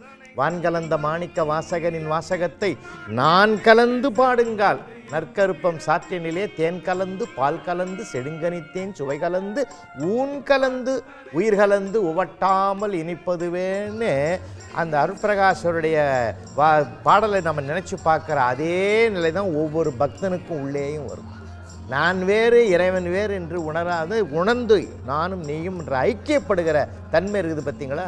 அந்த ஐக்கியத்துக்கு பேர் தான் பக்தியினுடைய உணர்வு பிரகாரம். அதனால்தான் பக்தி வலையில் படுவோன் காண்கன்னார். பெரிய புராணத்தில் சேக்கிழார் சொன்னார், உலகலாம் உணர்ந்து ஓதற்கரியவன் நிலவுலாவிய நேர்மலி வேணியன் அலையில் சோதியன் அம்பலத்தாடுவான் மலர் சிலம்படி வாழ்த்தி வணங்குவான்னு ஆத்மார்த்தமாக ஒவ்வொருத்தரும் அவங்க தன்னை மறந்துடுவாங்க, வீட்டை மறந்துடுவாங்க, சுகத்தை மறந்துடுவாங்க, சோதனையை மறந்துடுவாங்க, எல்லாத்தையும் மறந்து அவரை மட்டுமே மறக்காமல் திருநாள் தான் கார்த்திகை தீபம். அந்த மலையே மனசுக்குள்ளே குடியேறுகிற நன்னாள் பொன்னாள் இந்நாள். ஆமாம் சார், அதாவது ஜோதி ரூபமாக இருக்கக்கூடிய சிவனை வந்து நம்ம இன்னைக்கு பார்த்து தரிசிக்க போகிறோம். குறிப்பாக சன் நியூஸ் வாயிலாக நேரலையாக பார்த்துட்ருக்கோம். நேயர்களே, தொடர்ந்து இந்த நேரலையை, சிறப்பு நேரலையை பார்க்கலாம் ஒரு சிறிய இடைவெளிக்கு பிறகு. திருக்கார்த்திகை தீப திருவிழா சிறப்பு நேரலை தொடர்கிறது. இந்த தீப திருவிழாவின் சிகர நிகழ்ச்சியாக மலை மீது மகாதீபம் ஏற்றப்படக்கூடிய அந்த நிகழ்வு இன்னும் சற்று நேரத்தில் நடைபெறவிருக்கிறது. தொடர்ந்து ஆன்மீக சொற்பொழிவாளர் சுகிசிவம் அவர்களிடம் பேசலாம். சார், இப்போ இந்த காண கண்கோடி வேணும் இந்த நிகழ்வுக்கு அப்படின்னு சொல்லுவாங்க. எத்தகைய சிறப்பு வாய்ந்தது இந்த நிகழ்வு? இப்போ திருவண்ணாமலைங்கிறதுக்கு லிட்ரல் மீனிங் என்ன? அண்ணாமலை. அண்ணுதல் அப்படின்னா தமிழில் நெருங்குதல்னு அர்த்தம். அண்ணுதல். அண்ணாமலை அப்படின்னா நெருங்க முடியாத மலை. இதை நீங்கள் யோக சாத்திரத்தோடு இணைச்சி பார்க்கணும்.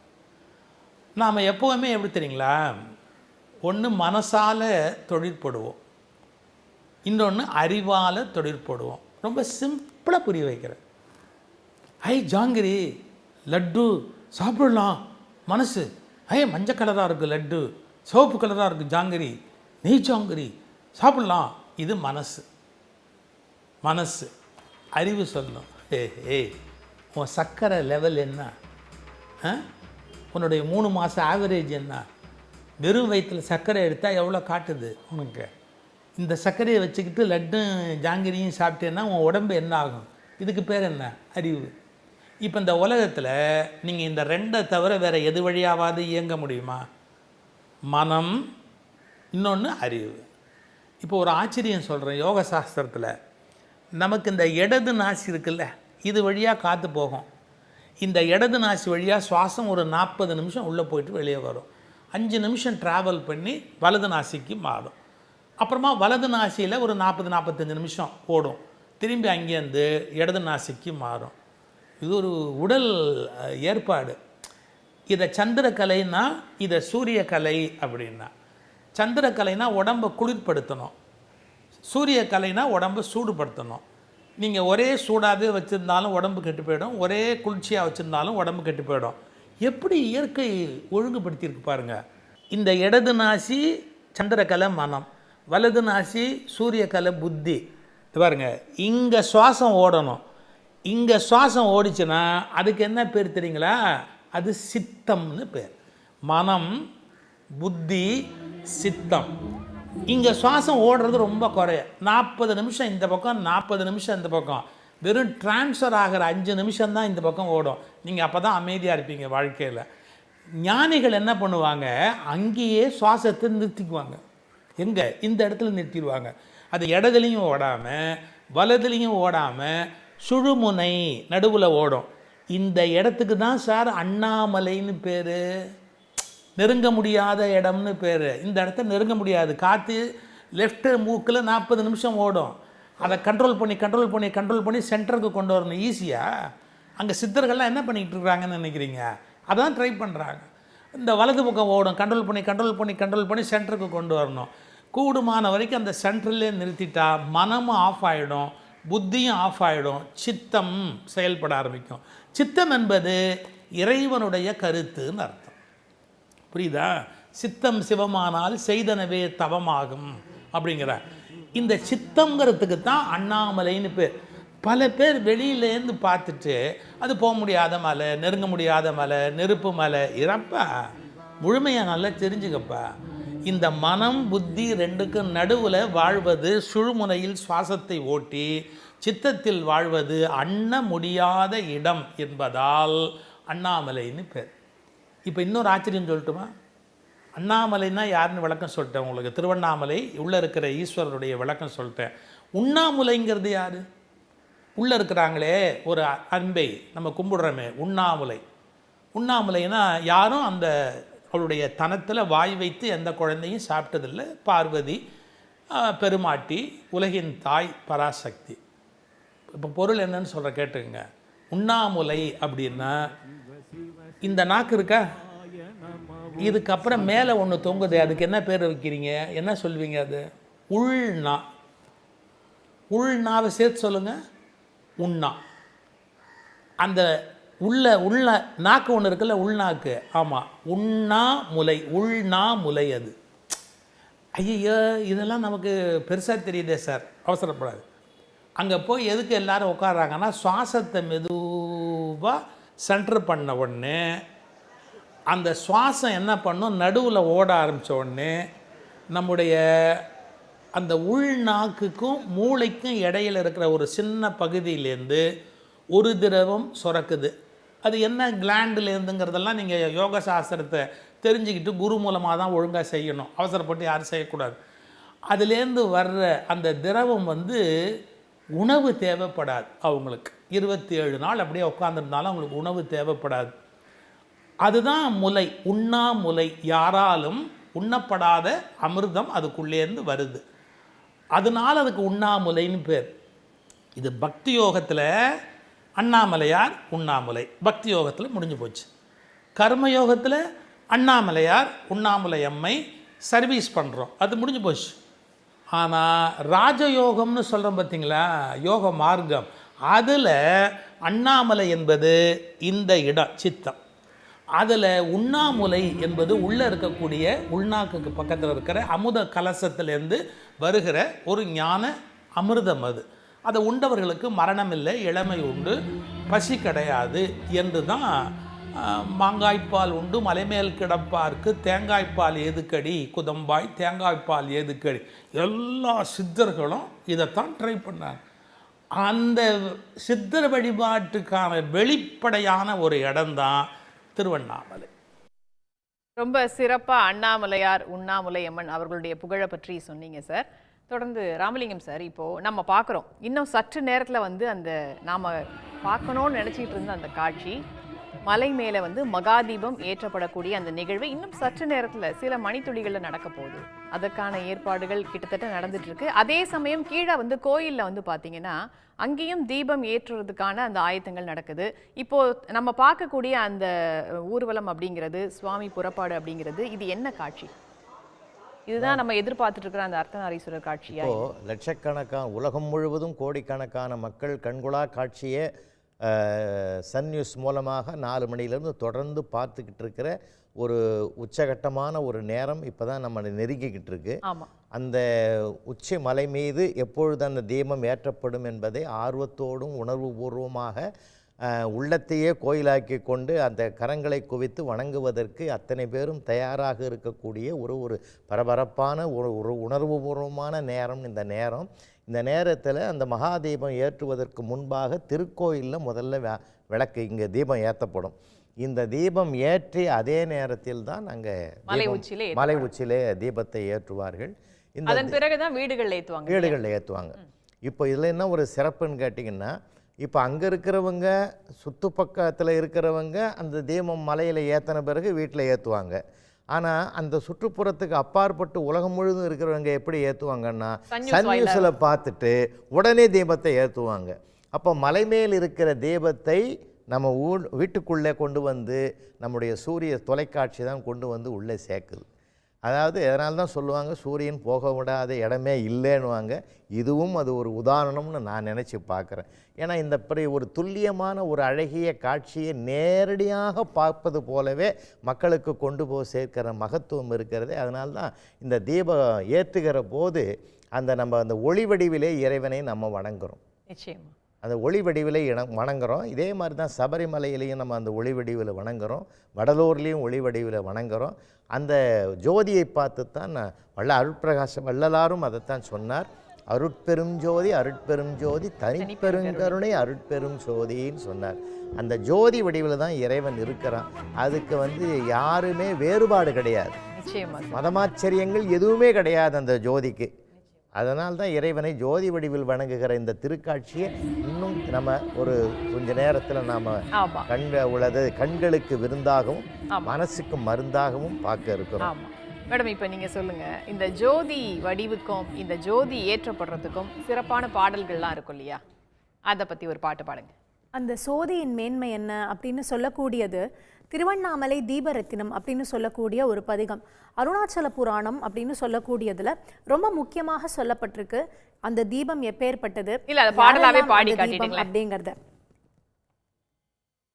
இந்திராதி முதன் முனிவர் கொண்டாடு தீபம், எண்டிசை காண ஓங்கு தீபம், இமய பர்வதவல்லி கண் கொண்ட தீபம், இது என் வினை அறுக்கும் தீபம், சந்திரன் ஆதித்தனோடு அட்ட வைரவரும் சரணன வணங்கும் தீபம், சாலோக சாமீப சாரூபம் அளவிடா சாயுஜ்ய தீபம் இதுவே, சிந்தையில் நிமைப்போது ஐம்பூத சாட்சியாய் தரிசனம் செய்த பேர்க்கு செய்த வினை ஏவல் கொடு சூன்ய முதல் பிணியெல்லாம் மறந்திரத்தும் அடுகா கந்த மலர் சோலை குளிர் தீமப்புகள் நிறைச்சாலை கன கமலை மீதிலென்றும் அண்ணார் மலர் கண்மால் விண்ணார் அயன் காணா அண்ணாமலை தீபமே, அண்ணாமலை தீபமே. மிக சிறப்பு மேம். அதாவது நீங்க அண்ணாமலை தீபமே அப்படின்னு சொல்லும்போது அந்த தீபம் ஏற்றுவதற்கான அந்த நேரம் அப்படிங்கிறது நெருங்கிட்டே இருக்கு. மக்களுடைய மனதும் கூட பார்த்தீங்கன்னா அந்த தீபத்தை வந்து நெருங்கிக்கிட்டே போகுது அப்படின்னு தான் சொல்லணும்.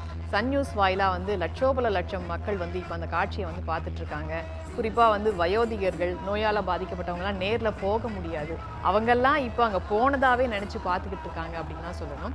இப்போ இந்த நீங்கள் பாடின பாடலில் என்ன புகழ் பாடியிருக்கீங்க? முக்கியமாக இதில் சொல்லும் பொழுது இந்த தீபத்தை யாரெல்லாம் வணங்கினாங்க, இந்திராதி முதல் தேவர்கள் அத்தனை பேரும் வணங்கிய தீபம், 8 திசையும் கொண்டாடும் தீபம், 8 திசையும் ஜொலிக்கக்கூடிய ஒரு தீபம் இது. அது மட்டுமல்ல, இமய பர்வதவல்லி கண் கொண்ட தீபம், அம்பிகையுடைய கண் போல அந்த தீபம். முக்கியமானது என்ன, என் வினை அறுக்கும் தீபம். நம்ம அத்தனை பேருக்கு வினை இருக்கு. வினை என்று சொன்னால் ஏதோ ஒரு வினை அல்ல, 2 வினைகளும் நம்ம கிட்ட இருந்து விலகினாதான் காட்சிகளை பார்க்கிறோம் மேம். நீங்க சொன்ன மாதிரி சிறப்பா அந்த தீபம் ஏற்றப்படக்கூடிய அந்த காட்சிகள் இன்னும் சில நொடிகள்ல ஏற்றப்படக்கூடிய அந்த காட்சிகளை பார்க்கிறோம். பார்க்கலாம்.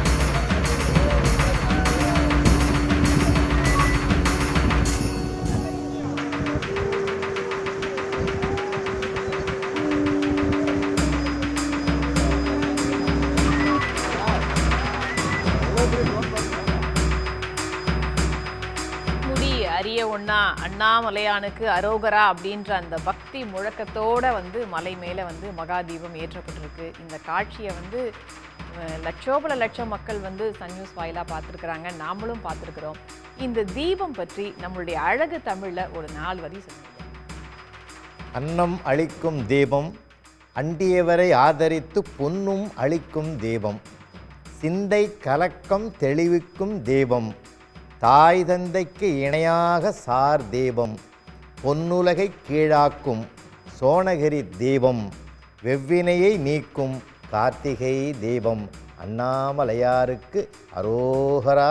அவரவருடைய உள்ளங்களில் மகிழ்ச்சி பொங்க, இல்லங்களில் செல்வம் பொங்க, வம்சம் தழைத்து வளமோடு நலமோடு மண்ணில் நல்ல வண்ணம் வாழலாம் வைகளும், எண்ணில் நல்ல கதிக்கு யாதும் ஓர் குறைவிலை, கண்ணில் நகல் அகுதொரும் கழுமல வளநகர் பெண்ணின் நல்லாளொடும் பெருந்தகை இருந்ததே என்று எல்லாம் வல்ல அர்த்தநாரீஸ்வரருடைய பெருமானுடைய திருப்பாத மலர்களே அன்பால் வணங்கி அவனுடைய திருவருளை ஒவ்வொரு இல்லங்களிலும் கொண்டு வந்து சேர்க்கிற சன் நியூஸ் தொலைக்காட்சிக்கும் எங்களுடைய நன்றி கலந்த வணக்கத்தை தெரிவித்து, அனைத்து லட்சக்கணக்கான மக்கள் சார்பாக இருந்த அறிய ஒண்ணா திருக்காட்சியை எங்கள் அருகே கொண்டு வந்து கண்முன்னாலே நிறுத்தி இருக்கக்கூடிய என்றும் மறவாத இந்த இனிய திருக்காட்சியை நாங்கள் நன்றியோடு பாராட்டுகிறோம்.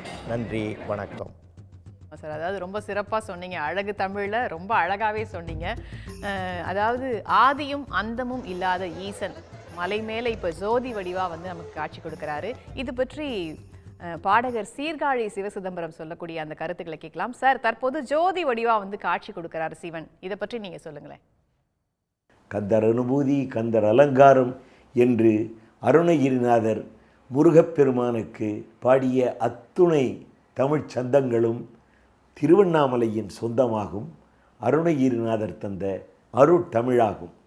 அப்படிப்பட்ட அருட்தமிழை ஞானத்தமிழாய் முருகனின் கைவேல் தந்த அந்த முருகனின் ஆடலை பல்வேறு தெய்வங்களின் ஆடல்களோடு சேர்த்து இணைத்து அருணகிரிநாதர் திருப்புகழில் பாடுகிறார்.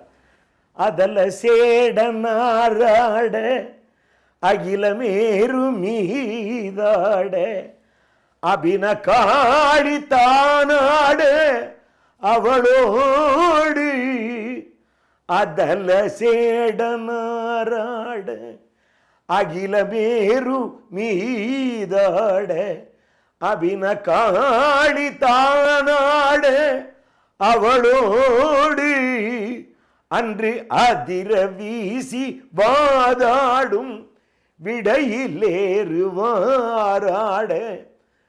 அருகு பூத வேதாளம் அவையாட மதுரவாணி தானாட மலரில் வேதனாராட மருவு வானுளோராட மதியாட வனச மாமியாராட நெடிய மாமனாராட. நெடிய மாமனார்னா திருமால் திருமாலாக இருக்கின்றார். நெடிய மாமனாராட மயிலும் ஆடி நீ ஆடி வரவேணும், கதை விடாத தோல் வீமன் விடைகுள் வாளியால் மீது கருதலார்கள் மாசேனை பொடியாக என்று பல்வேறு ஆடல் வகைகளை, இறை ஆடல் வகைகளை அருணகிரிநாதரின் திருப்புகழ் இந்த தலத்தில் நமக்கு கண்ணார காணுகின்ற பேற்றை தருகின்றது.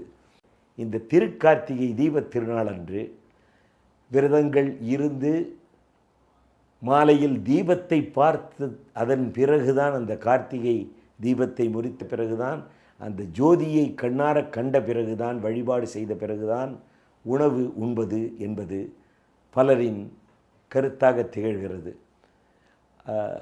எனக்கு தெரிந்து இறை நம்பிக்கை என்பதை விட அருட்பெரும் ஜோதி வடிவம் என்ற உணர்வோடு வணங்குகின்ற பெரியோர்கள் பலரும், திருவண்ணாமலையை சார்ந்த முற்போக்கு சிந்தனை உள்ள பெரியவர்கள் பலரும் அண்ணாமலையார் தீபத் திருநாள் அன்று அந்த ஜோதி தரிசனம் வரை மௌனம் காத்து ஜோதி தரிசனத்தை கண்ணுற்ற பின் அவர்கள் சிற்றுண்டியை உண்டு பிறகு வழக்கமான பேச்சுக்களை தொடர்வது என்பதை வைத்திருப்பதை நான் எனது அனுபவத்தில் கண்டிருக்கின்றேன். அண்ணாமலையார் தீபம் நினைத்தாலே முக்தி தருகின்ற தீபம் அண்ணாமலையார் தீபம்.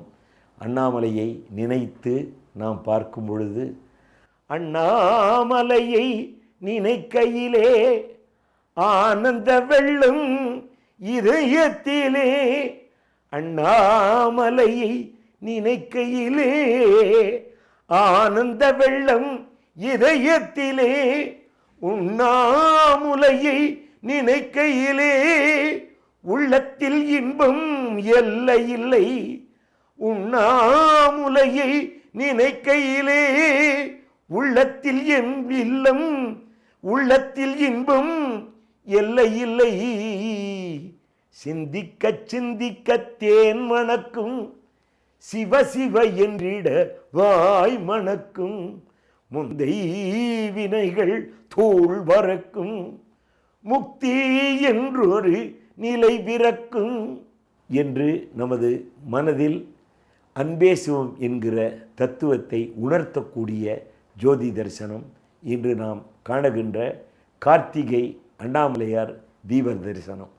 கார்த்திகை அண்ணாமலையார் தீப தரிசனம் அருள் ஒளி தருகின்ற தீப தரிசனமாக மட்டுமல்லாமல், அந்த கார்த்திகை தீபத்தன்றே உளமாற தங்களால் இயன்ற ஒரு சிறிய அகல் விளக்கினை எடுத்து அதில் நெய் விளக்காக ஏற்றி ஒரு சிவன் சந்நிதியில் வைத்து கார்த்திகை தீபத்தை தரிசித்து இறை உணர்வோடு தியானித்து இருப்பவர்கள் மக்கட்பேறு பெறுவதை, குழந்தை இல்லாதவர்கள் குழந்தை பேறு பெறுவதை, வேலை இல்லாதவர்கள் வேலை கிடைப்பதற்கான உந்துதல் உற்சாகம் அடைவதை பலரும் அனுபவபூர்வமாக பார்த்து சொல்லியிருக்கின்றார்கள்.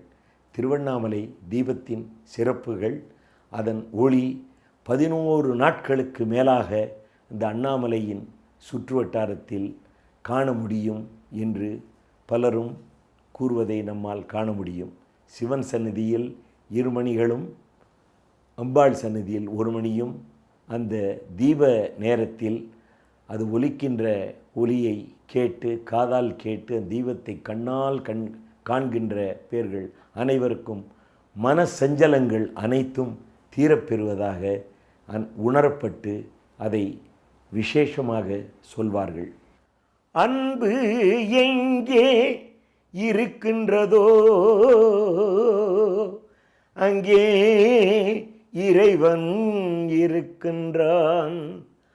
அன்பு எங்கே இருக்கின்றதோ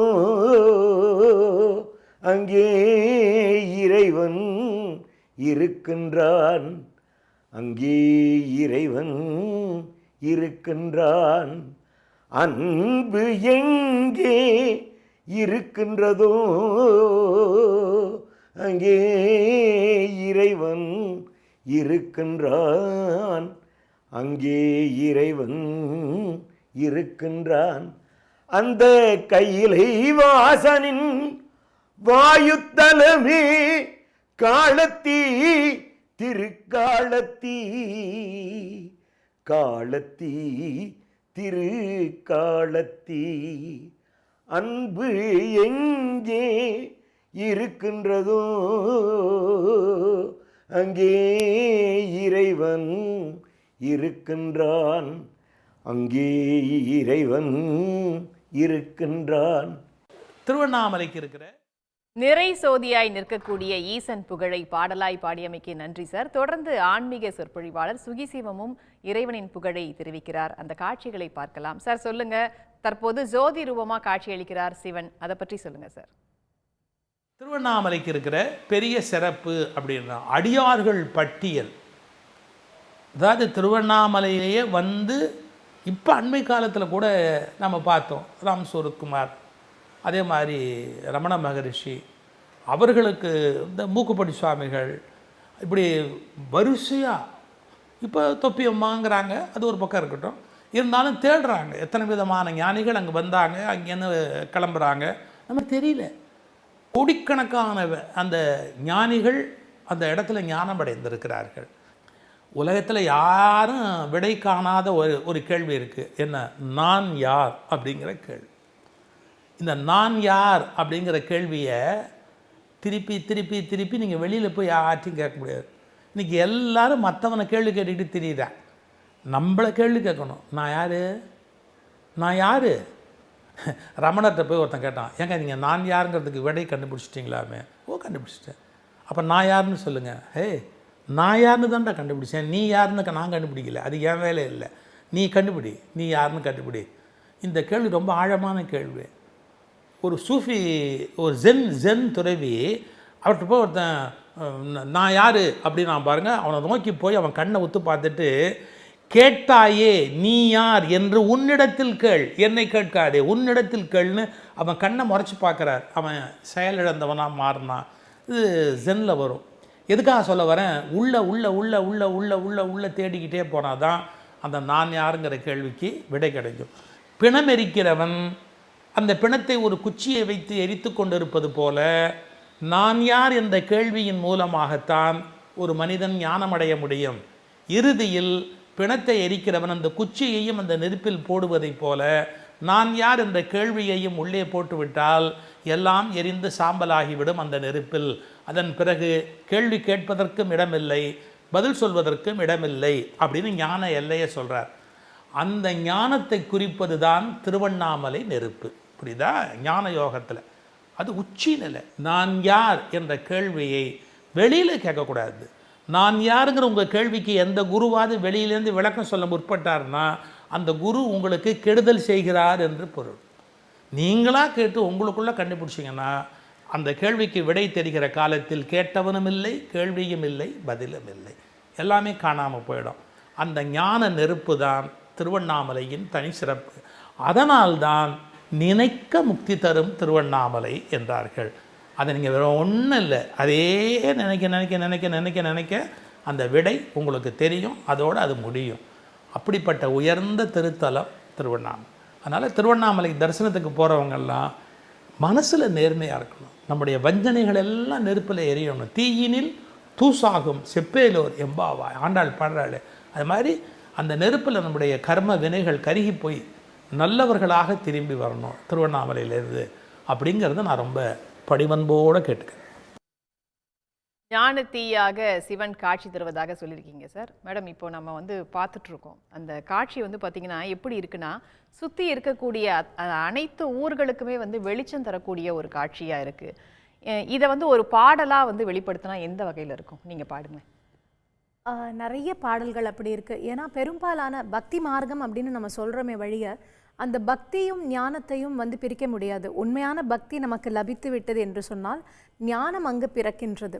அப்போது பெரும்பாலான பாடல்கள் அந்த பக்தியையும் ஞானத்தையும் நமக்கு தரும் வண்ணம் அவர்களுக்கு எப்படி இருந்ததோ அப்படி எழுதப்பட்டது தான். அந்த விதத்தில் பார்க்கும் பொழுது பல திருப்புகள் ரொம்ப அற்புதமாக இருக்கக்கூடிய. இப்போ திருவண்ணாமலைன்னு சொன்னாவே திருப்புகளை பிரிக்கவே முடியாது. ஏன்னா முதல் திருப்புகழே அங்கே தானே முத்து முத்தாக பாடுன்னு சொன்ன பொழுது முத்தை தருப்பத்தி திருநகை அப்படின்னு பாடுகின்றார். அப்படி இந்த திருவருணைன்னு சொல்லக்கூடிய இந்த திருத்தலத்தை பற்றி அற்புதமான பல திருப்புகழ்களை அருணகிரி பெருமான் பாடியிருக்கின்றார். அதுல ரொம்ப அழகான ஒரு திருப்புகழை நான் பாடுறேன்.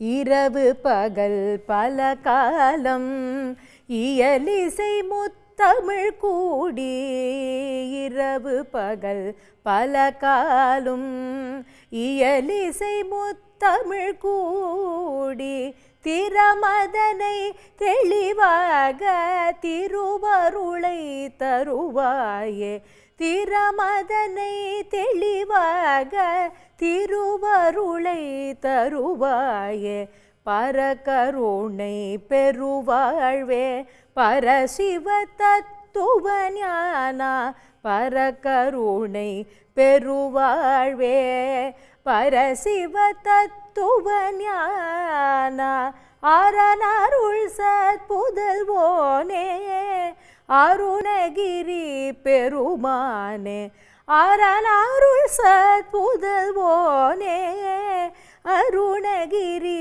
பெருமானே.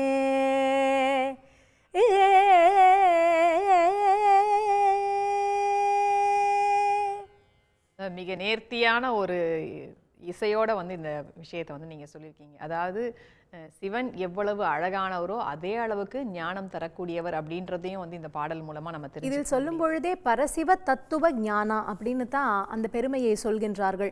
அதிலும் அந்த இறைவனை எப்படி பாட வேண்டும்? இயலிசை என்று சொல்லக்கூடிய முத்தமிழால் அந்த இறைவனை பாடு. அந்த இறைவன் எப்பேற்பட்டவன்? பரசிவ தத்துவ ஞான அரண் அருள் சத் புதல்வோனே என்று முருகனுடைய பெருமை. ஏன்னா கார்த்திகைன்னு சொல்லும் பொழுது சிவனுக்கு மட்டுமல்ல, அப்பாக்கு மட்டுமல்ல, பிள்ளைக்கும் ரொம்ப. ஏன்னா கார்த்திகை பெண்பால் உண்டவன் முருகன். அதனால அந்த கார்த்திகை என்பது ரொம்ப ரொம்ப இருவருக்குமே ரொம்ப உகந்த ஒரு பண்டிகை அப்படின்னே சொல்லலாம். திருவண்ணாமலை திருக்கார்த்திகை தீப திருவிழாவை சன் நியூஸ் வாயிலாக நேரலையாக பார்த்து வருகிறோம். மலை மீது மகாதீபம் ஏற்றப்பட்ட அந்த காட்சிகளை லட்சோபல லட்சம் மக்கள் கண்டு தரிசித்தார்கள். அந்த நிகழ்வையும் தொடர்ந்து வழங்கி கொண்டு வருகிறோம்.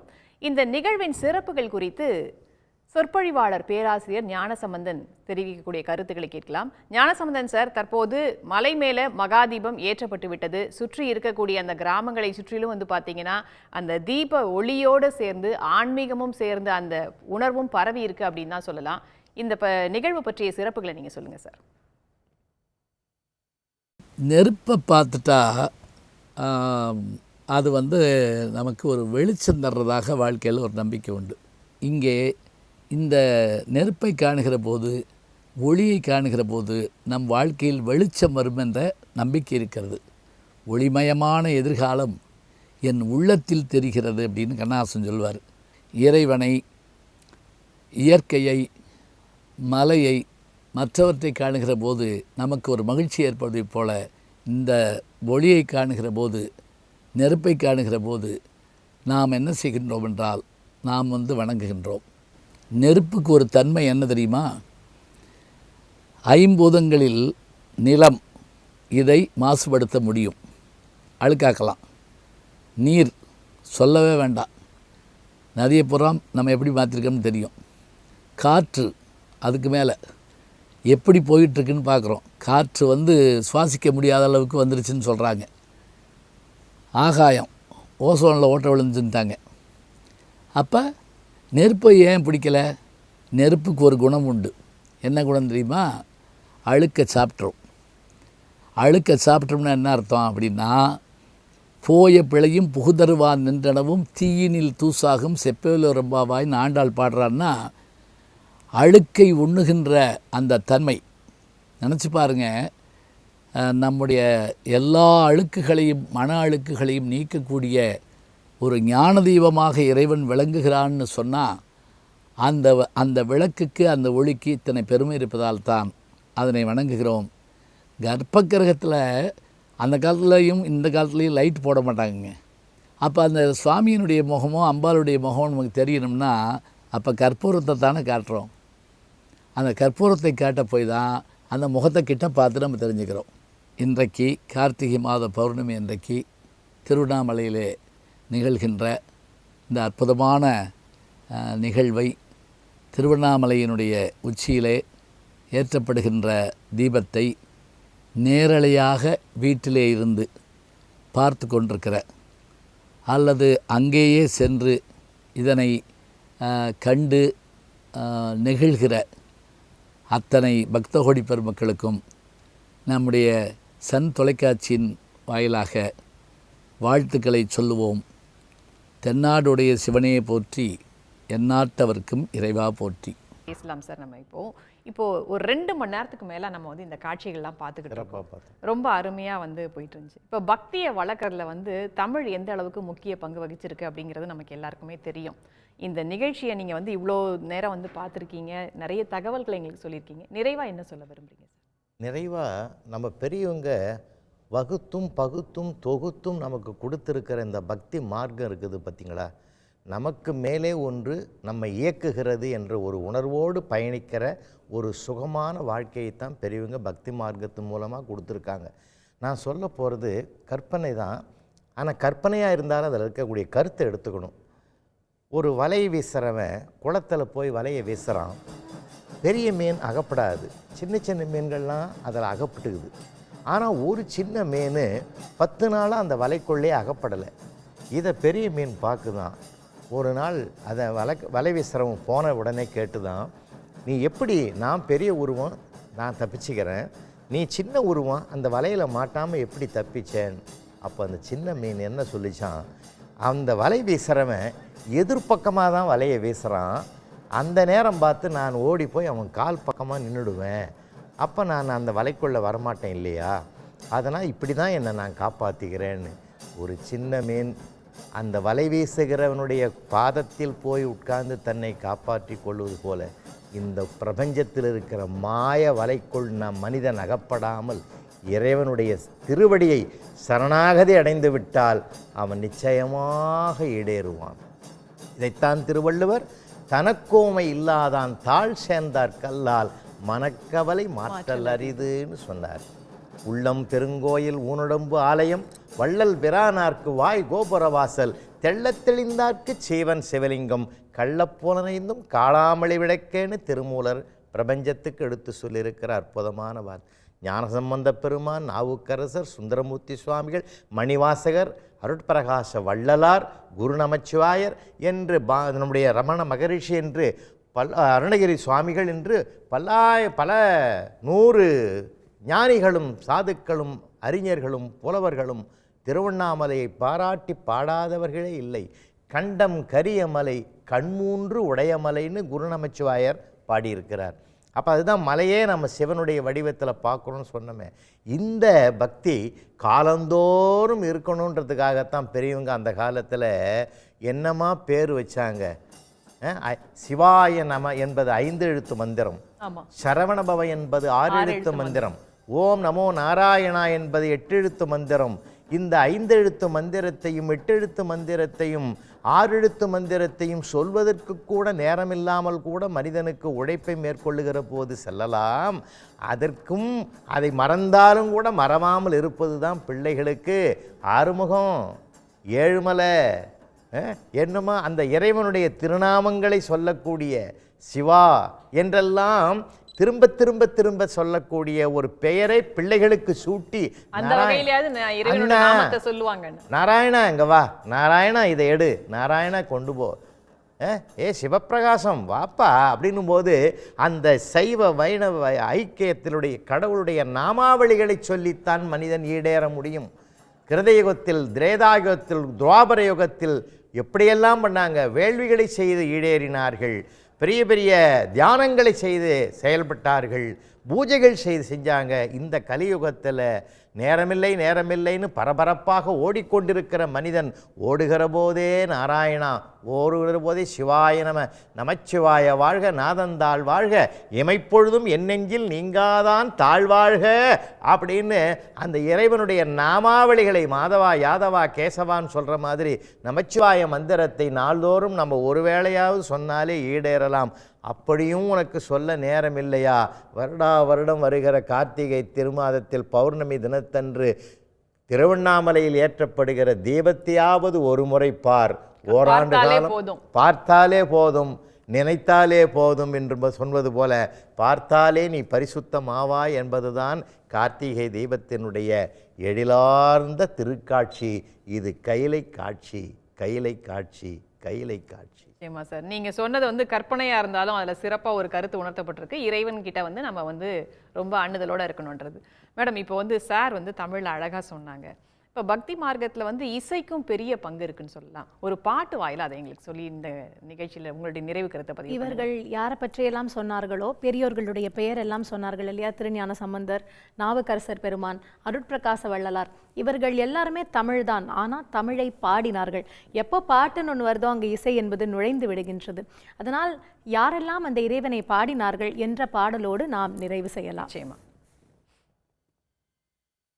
அப்பரும் சுந்தரரும் ஆளுடை பிள்ளையும் அருள்மணி வாசகரும் பொருள் உணர்ந்தே உன்னையே எப்படி பாடினரோ அடியார் அப்படி பாட நான் ஆசை கொண்டேன் சிவனை எப்படி பாடினரோ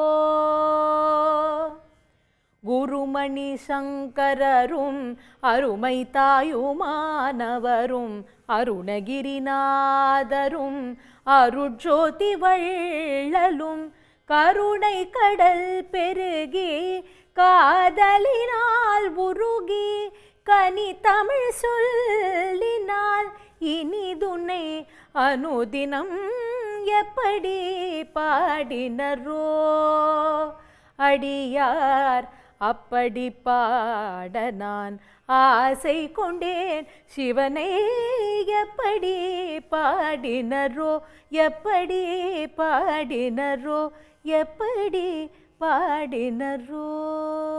ரொம்ப அழகா வந்து பாடல் மூலமா இந்த சிறப்புகளை வந்து சொல்லிட்டீங்க. தற்போது நம்ம பார்க்கக்கூடிய அந்த காட்சி அப்படின்னு பார்த்தீங்கன்னா உற்சவர்கள் வந்து வீதி உலா வரக்கூடிய அந்த காட்சி.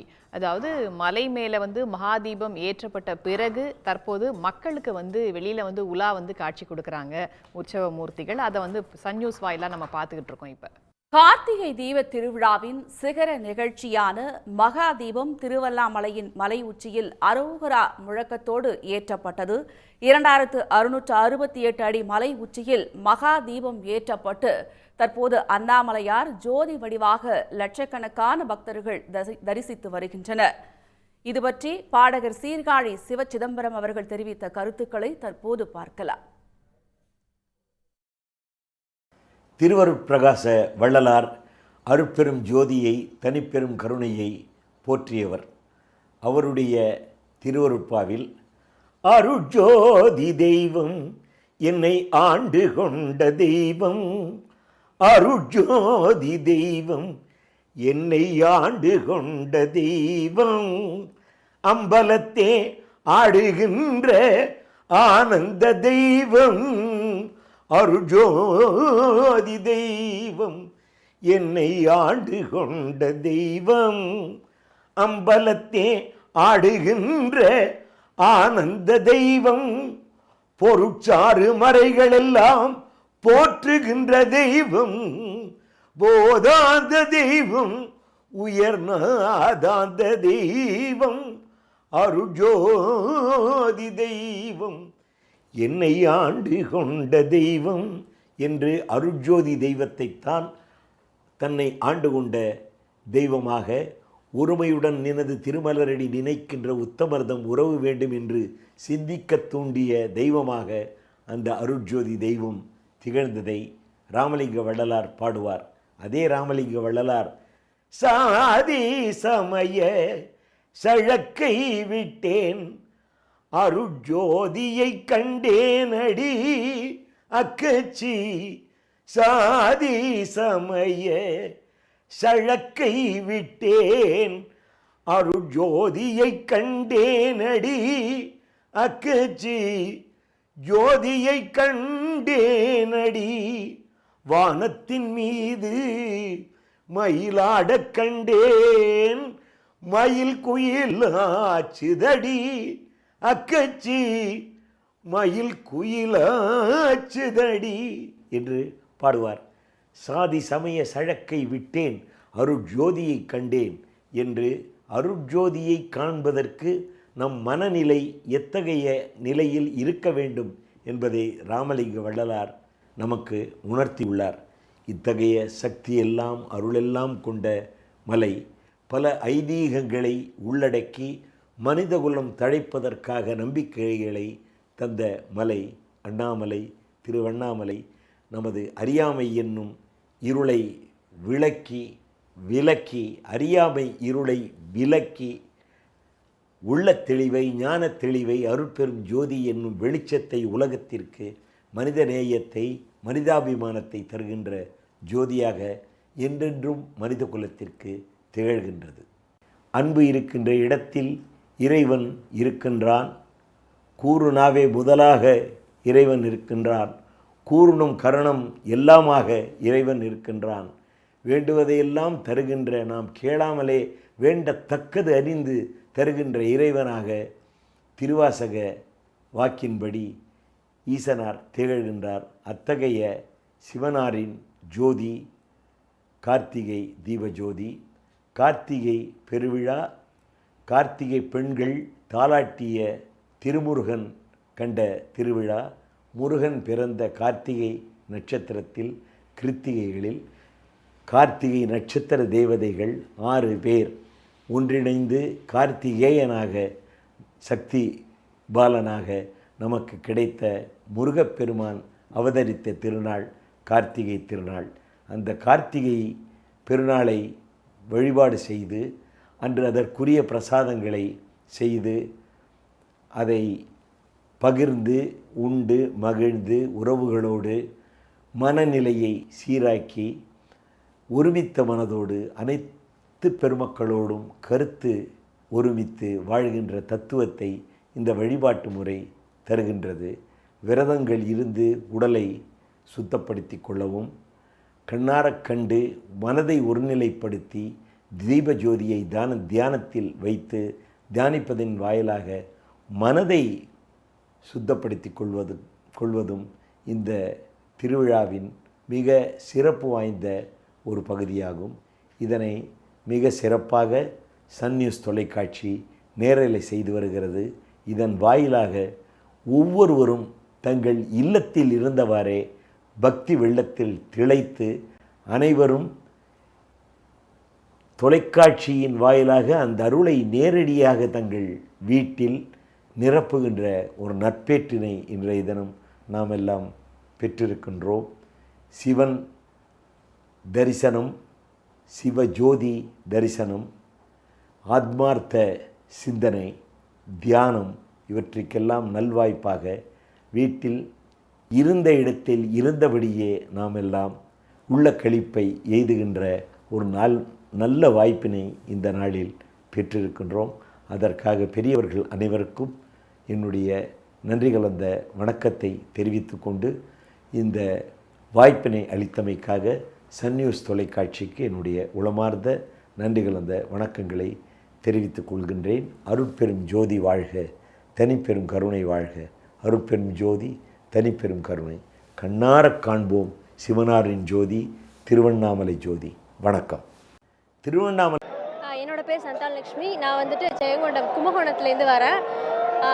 ஜெயங்கொண்டம் பக்கத்தில் ஒரு ஊர் டீப்பள்ளூர்ன்ற ஒரு ஊரில். ஆக்சுவலாக எனக்கு வந்துட்டு ஃபஸ்ட்டு சிட்டி யூனியன் பேங்க்கில் வந்துட்டு திருவண்ணாமலையில் தான் எனக்கு போஸ்டிங் கிடச்சிது.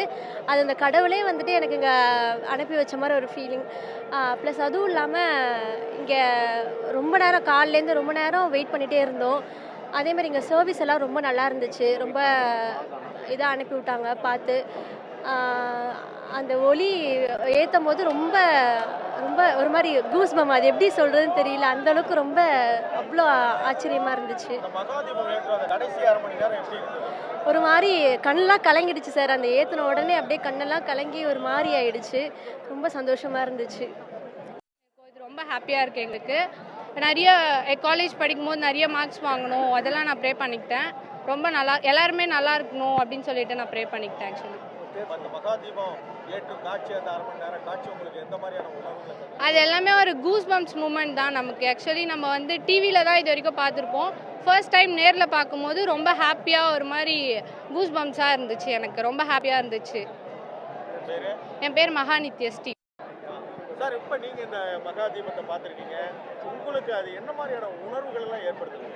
நான் முதல்ல தமிழக முதலமைச்சருக்கு நன்றி தெரிவிச்சுக்கிறேன். ரெண்டாவது அண்ணன் சேகர் பாபு அண்ணன் அமைச்சர் அவங்களுக்கு நன்றி தெரிவிச்சுக்கிறேன். பாதுகாப்பாக இருக்கட்டும், மெடிக்கல் விஷயமா இருக்கட்டும், யாரும் சிம்பிளாக உடனே மயங்கினா உடனே தூக்கிட்டு போய் உடனே காப்பாற்றுற சுச்சுவேஷன் அரசு அழகாக செயல்பட்டுது. இந்த அண்ணாமலையாரை பற்றி சொல்ல போகிறதா நிறைய பேச முடியாது. குடும்ப வாழ்க்கைங்கிறது வந்து நமக்கு வந்து ஒரு ஆனந்தம். அந்த ஆனந்தத்தை விட்டு இங்கே வரும்போது பேரானந்தம். இங்கே வந்து நான் 25 வருஷம் வந்துக்கிட்டு இருக்கேன். எனக்கு ஊர் தூத்துக்குடியில் காயல்பட்டத்தில் தான் நான் இருக்கிறேன். அங்கேருந்து நான் நினைக்கும் போதெல்லாம் இங்கே வருவேன். இங்கே வர்றதுக்கு உண்டான காரணம் என்னென்னா பேரானந்தம். இதில் சாதாரண டயத்தில் வரும்போது அந்த அண்ணாமலையார மலையை பார்க்கும்போது அவ்வளோ ஆனந்தமாக இருக்கும். ஆனந்தம்னா பேரானந்தமாக இருக்கும். இவ்வளோதான். இப்போ இந்த மகாதீப காட்சிகளை பார்த்தீங்க, நேரில் பார்த்தீங்க, இது உங்களுக்கு எந்த அளவுக்கு உங்களுடைய உணர்வுகளில் ஒரு மகிழ்ச்சியை தந்தது? போக போக அனுபவத்தில் எல்லாமே கூடுங்கிற மாதிரி மிகவும் ஆட்டும் பாட்டத்தோட சிறப்பாக ஒரு பேரானந்தத்தில் இறைவனோட ஒன்றிணைந்த மாதிரி இருந்தது. பெருமாள், காயல்பட்டினம், தூத்துக்குடி மாவட்டம். இருள் சூழ்ந்த மலை உச்சியில் ஒளி வடிவிலாக மகாதீபம் அண்ணாமலையார் தற்போது லட்சக்கணக்கான பக்தர்களுக்கு காட்சியளித்து வருகிறார். இந்த சிறப்பு நேரலை இத்துடன் நிறைவு பெறுகிறது. உடனுக்குடன் செய்திகளை தெரிந்து கொள்ள சன் நியூஸ் பெல் ஐகானை கிளிக் பண்ணுங்க.